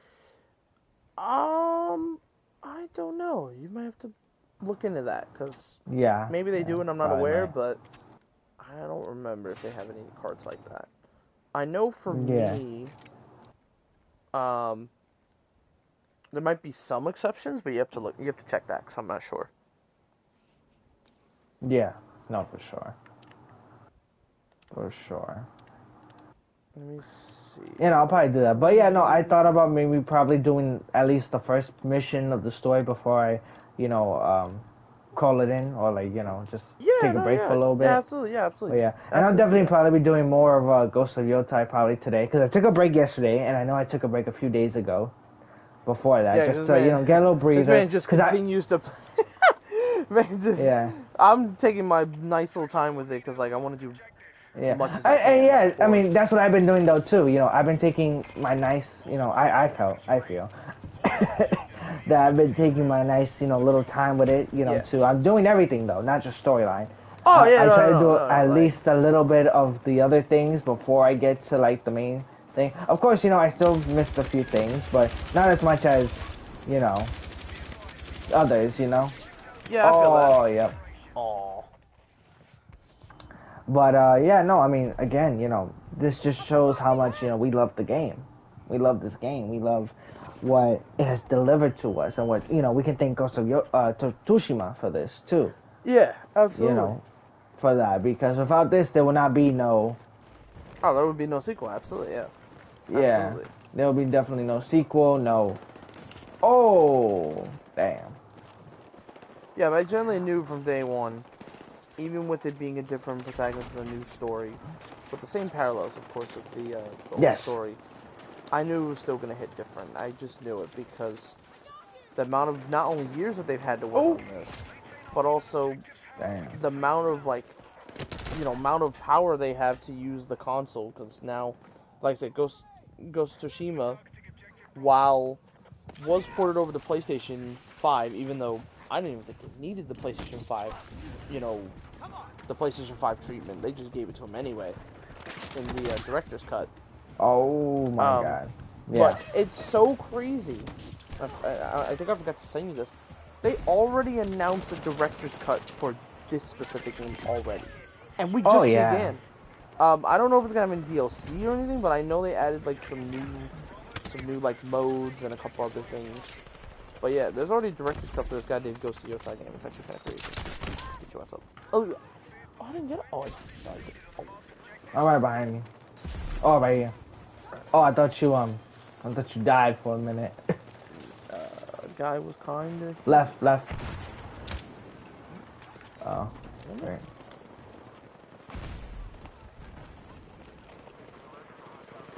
Probably this side.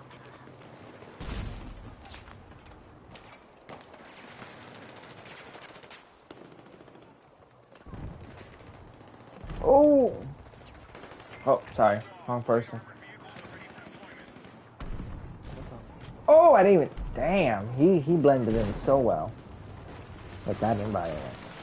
But yeah, no, already, I mean, I did see that though. A director's cut already of this game is just already gonna be phenomenal. And I'm not gonna lie though, I probably might play it again though. This time, just for fun. No stream, no nothing, just straight up peace and quietness. Playing another amazing game again. Yeah, I really don't blame you. Like I said, when I bought. And this time with Japanese dialogue though, I would say with English subtitles, but no, this time I'm going with Japanese dialogue. Because the reason why I went with English is just so that everyone can understand, unless some of them can't speak Japanese or understand it. But yeah, no. But this next time I'll probably have Japanese dialogue with English subtitles. Okay. But yeah, no, I mean, it's already accomplished so much already in just a short amount of time. And I mean, and then I'm even more curious about, because you said that they probably might do multiplayer this year again. Well, I know, like I said, I know there's a massive update coming out for Ghost of Tsushima Legends. Yeah.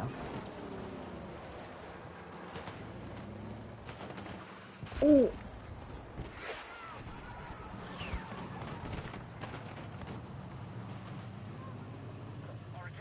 Yeah, I know that you were saying that, they might come out with a DLC soon. No. Oh.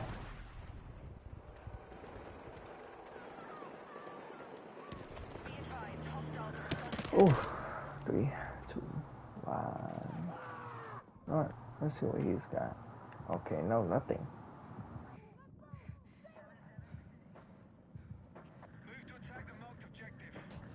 Sorry about that. I went to go grab something. No, you're good. Oh, I was gonna grab you. That's okay. Yeah, no, like I said, I know the multiplayer mode that they do, Ghost of Tsushima Legends, is getting just a bunch of new modes, new stuff to do. So, 2026, I'm definitely going to be hopping back on that Ghost of Tsushima Legends. I remember playing it at launch, and I had a lot of fun with it, even though I ran out of missions to do. I had fun doing co-op with Ghost of Tsushima. One of the coolest ideas they've ever done. Oh, yeah, especially with us. I think that we did it live, I think. We did the live game. I believe we did. And then when we weren't live, we basically played through the whole... Shit! Oh my god. We played through the whole... You saw that, right? Whatever story they had for us. Yeah. Just, So, yeah, like, the fact that they're adding more and they didn't forget about it, I was super happy to see it at the showcase. I was like, oh wow. They're actually doing stuff for Legends. That's great. More multiplayer stuff for me to do. Say less. Yeah. And not just that, though. There was so much potential with that. Hell, even PvP. Not just multiplayer and killing, CPUs or whatever. You could have also done a PvP as well to test the skills of everyone, of whether it's samurai or other abilities. You could do that too if they really wanted to. But again, it all depends on them and what they believe that could be right. But I think that would also be cool. That should be added to Legends as well. If you guys are watching Sucker Punch, you have definitely delivered yourself another great game. Yeah, absolutely. Shout out to you guys. Absolutely.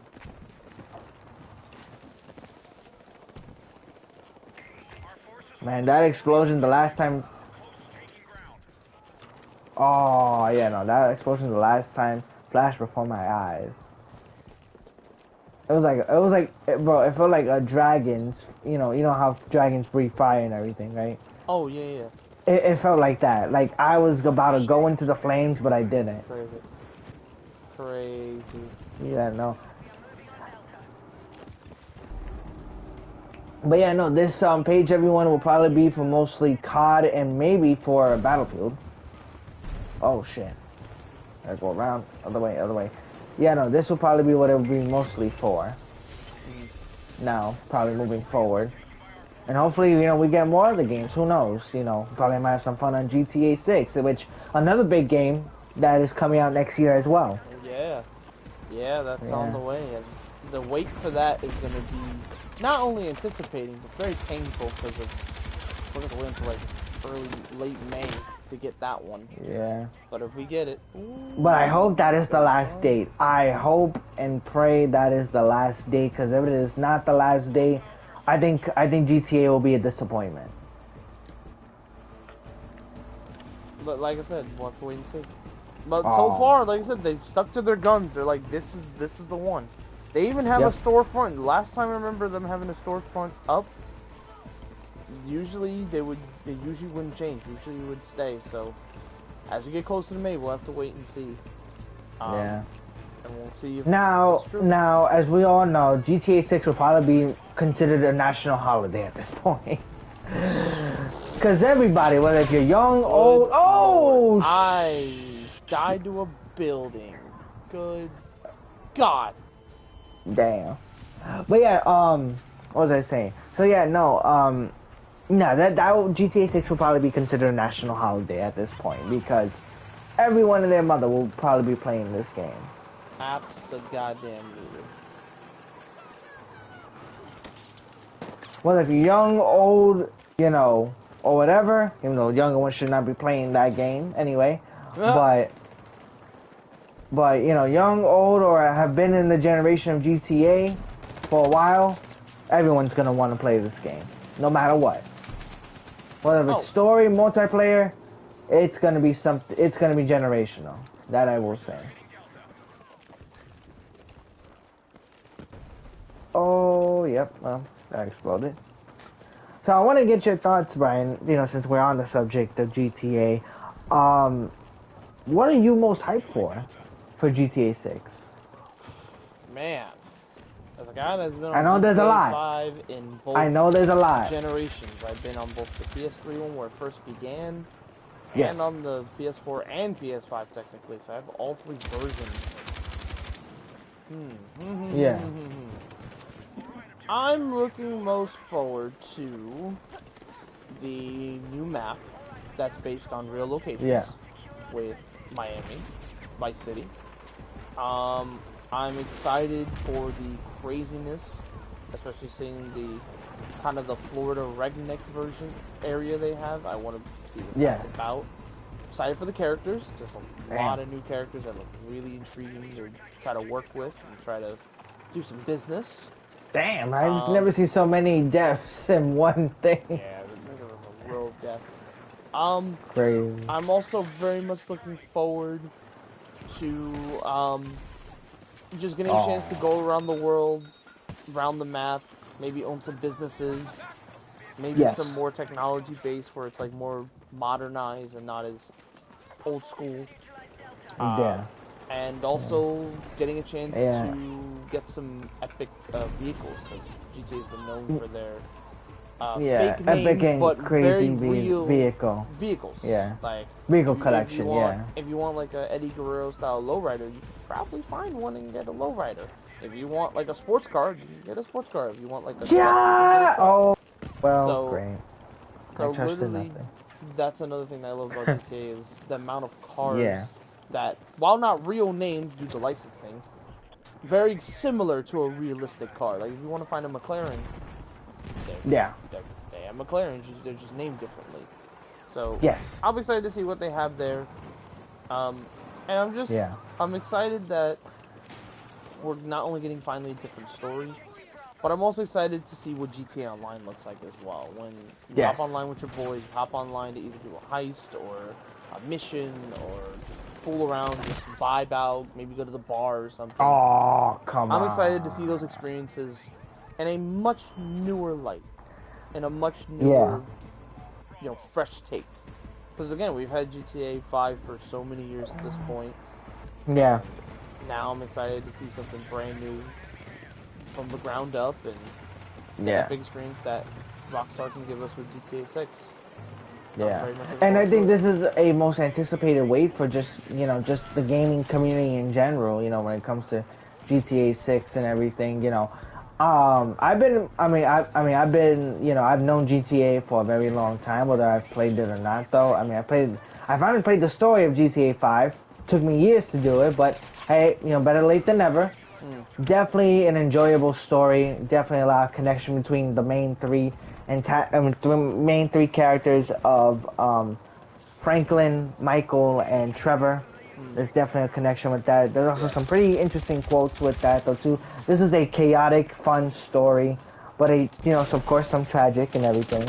Oh yeah, absolutely. But with GTA 6, and one of the big, which I want to talk about this with you, one of the biggest rumors with GTA 6 was that one of the main people was not just, a woman is definitely one of the main characters, but also a cop, well, an undercover cop.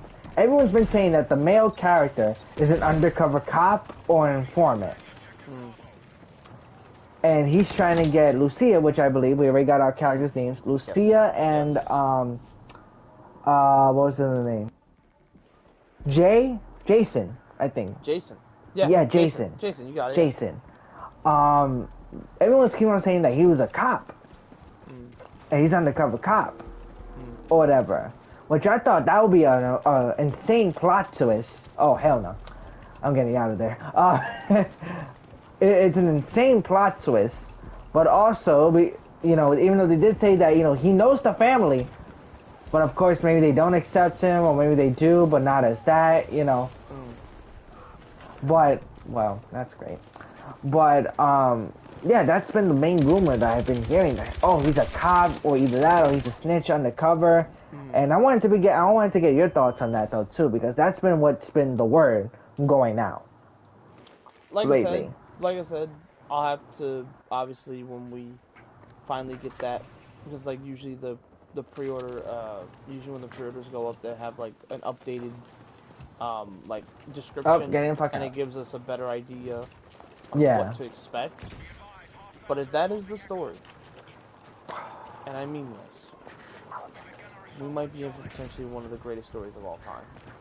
If this is the storytelling that we're getting, and also note to self, one thing I want to know about the whole women conversation, if Ghost of Yotai can have a female be a main role, then GTA can absolutely do it. I mean, and kill it, then as long as it's a great story, and great detailed story, I can care less if it's a woman or a male. I could care less. Gender don't matter. What matters is deliverance and performance. That's what matters. That thing, literally, that's why I love the actor that they picked for the woman in Ghost of Yotai. She puts great emotion into her, story of her family, getting cut and everything except for her brother. And it's deep in emotion. As long as you have that right there. Oh my God. I saw you fly. Jesus. But as long as it has that deep-rooted storytelling for GTA, which it probably will, then I can care less that it's a woman. So I just want to address that. Now on to the thing itself. If that is true, the amount of plot holes and the amount of plot stories that could happen forming around that, good God, it could be probably one of the most deepest stories GTA has ever had. Oh. And GTA is known for having very, very, very deep storytelling. Cena and Jason's story is just as crazy as everybody thinks it is, with him being like an undercover cop and everything. Or a snitch. Or a snitch, potentially. Good God almighty. Yeah.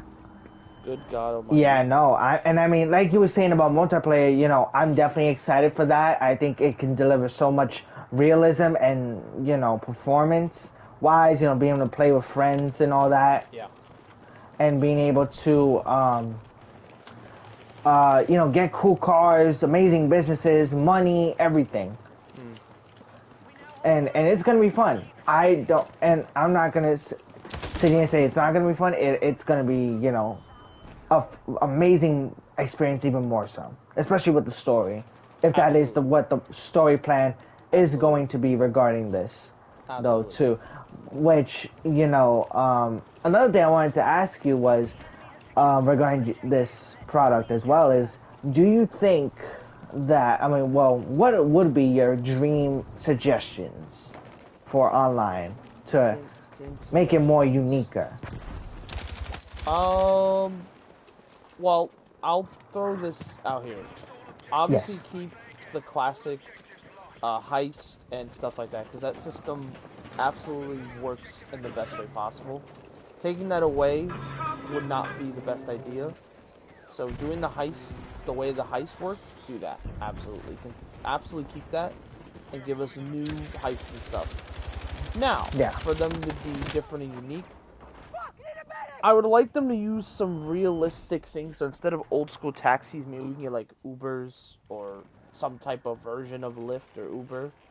I think that would be Oh fun. yeah, make it like a fast travel Like a in a fast way. travel. Like if you don't want to travel across with your car and go cruise style, you can call Yeah. in an Uber or like whatever, like a fake Uber names again. Like I said, they don't use Oh real yeah, names. I'll So keep it low key. keep it like a Yeah. low key, do like a fake Uber, or do like a fake Lyft, and you pay a fee and then you get driven to that location. I think that'd be kind of a nice, realistic thing to have, because especially since in real time, a lot of people use Ubers and Lyfts, and they don't. Sometimes they can't make it to a location via driving. They use Uber, so it would be a nice touch to have that kind of realism with a potential. And especially that Uber. though, if you don't want your cars to get destroyed, if you don't want enemies to chase after you or whatever. Yeah. And I think it would be cool though, and even though it might be crazy, but I would like this to be true. I would like this to actually be accurate and be like, oh, this is so cool. You're able to give your friends money in the game. Oh, that would be cool. I think that would be a great thing. Not only that though, either your friends can help you out too, and you can build your community around that too. So that you don't just have to, grind, by yourself, or do certain things, by yourself. You get your bro to help you, and that is by either getting bread, either making money together, or being able to give a friend, hey, you need this, you need how much? I got you. Send transaction. Or on top of that, you can even do something cool. Let's say, oh yeah, like you give this man a certain amount of money, but they don't pay you back, and they start to delay you. You can kind of put a target on the back and be like, hey, you haven't paid me back. Hold on now. We might be friends, but you didn't pay me back. Like, yes, I gotta put a beating on you if you don't pay me back, kind of thing. Like, you could do some interesting things with that money. I do agree. You could really work into that where, like, if your friend doesn't pay you, you can send some people after him to be like, you either pay up now or I'm killing you on sight. What's it gonna be? Like, you could really have some fun with that, I think. So definitely getting a chance to give money to your friends, potentially maybe via bank transaction. That'd probably be the way to do it. It's probably bank transaction. Have like a fake like Chase or like a fake Bank of America or something like that. You could transfer money to your friends. Yeah, that'd be amazing. That would be awesome. I think another thing that would also be cool, obviously, of course, you could always sell vehicles and stuff. Maybe have, like, car auctions. I think that could be kind of cool. Oh, yeah. Where you could try to auction for high-end cars, I think. Yeah, and not just that, though. Not so that we don't have to, whatchamacallit, go to the casino and, if we get this vehicle, that'll be great. Now you can sell your own cars. Because, again, it's a free vehicle. Yes. But if you want to go more realistic, you should probably do, like, a car auction. And, like, the highest bidder wins the car. Yeah. Or something like that. I think that'd be awesome, I think. And it pays you. Either way. It does pay. Yeah, it does pay you over. Yeah, it does pay you as well. And then there was also one more. I had it on my head, too. There was one more. When it comes to in-stock vehicles, if you want to trade with a friend a certain vehicle, you could trade with them. I think that would also be cool as well. So if there's a specific car that you either can't get or your friend is willing to trade away, you could swap vehicles and be like, oh, you want this nice car? Yeah. Here, have this nice car. Do what you want with it. And then vice versa. Because that's one thing that I do love about certain things when it comes to certain things, like IRO when it comes to vehicles. A lot of people do tons of trades for each car. So I would love something like that where there's a system where you could trade money, give money, and then potentially trade cars. I think that'd be... Or trucks, even trucks. I'd even say trucks as well. I think that would be pretty cool. As like a realistic feature as well. And probably the last thing I would say when it comes to what else I would want. Maybe. And if this rumor becomes true, then I'll bite my tongue and be like, hey, this is amazing. Getting a chance to play sports. Like... You can go to the hood and play basketball. Or you can go to a certain stadium and play soccer. Or football. That, I think, would be epic, too, because maybe they could make it better shooting than fucking 2K, because we say it as a joke, but there's only been one other game that's had basketball. I think it was one of the earlier GTAs you could do basketball. But ever since then, they haven't done it. I thought in GTA 5 they would do it. Nope, they didn't do it. I think, to be honest, I think it will be so cool that you guys should be able to play sports. That's what I mean. And if you're in a game, you can't be. Yeah, and if you're in a game, you can't be disrupted until after. Yeah, like a thing where if you play with your friends and you challenge into a 1v1, you can't be disrupted until after the 1v1 happens, or the 2v2 or 3v3, whatever amount of people you have. I think I 100% agree with that sentiment as well. I did. Cool. I think that was definitely one of the other suggestions that I had in mind. Like, let's be able to play basketball. Yeah. Shoot out, whatever. And as long as we're not interrupted. You were able, in one of the GTAs, I forgot the name, I forgot which one it was. You were able, well, you weren't able to do it freely, but you, at least for a mission, you were able to play basketball. You played basketball with a person. And it was super unique because, again, there's only other other basketball game that exists, and that's 2K.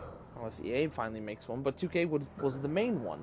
So it would have been cool to see, you know, and they also had the fact that they have so many areas, like, I think in GTA 5 when you go to Lamar's place, there's a whole basketball court, but you can't do anything in it. You could go to it, but you can't do anything in it. So I think for this one, it would be cool to have maybe like the realistic Vice City basketball courts, and you can go either shoot around or go play 1v1 with someone, or go play 2v2s or 3v3s. Oh yeah, I think it'd be fun.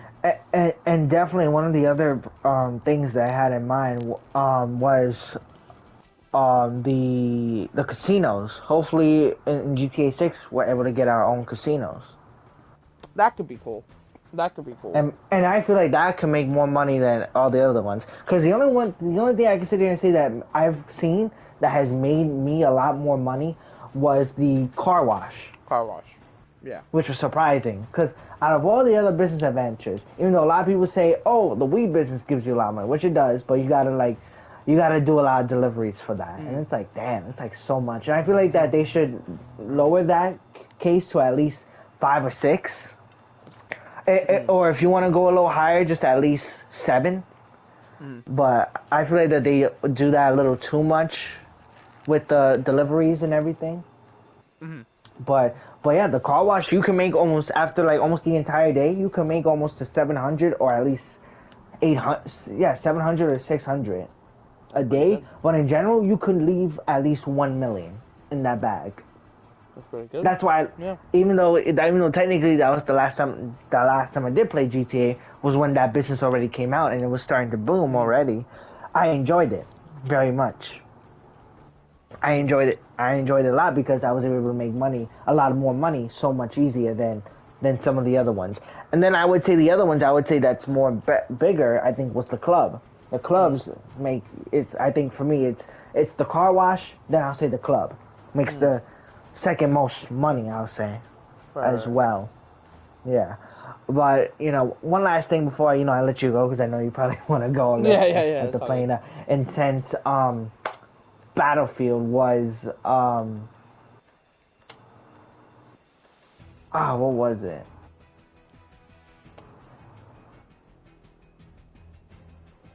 Man, I forgot already. But it'll probably come up to me probably later on when we talk, maybe later or something. Yeah. But, again, this game is looking very strong already in its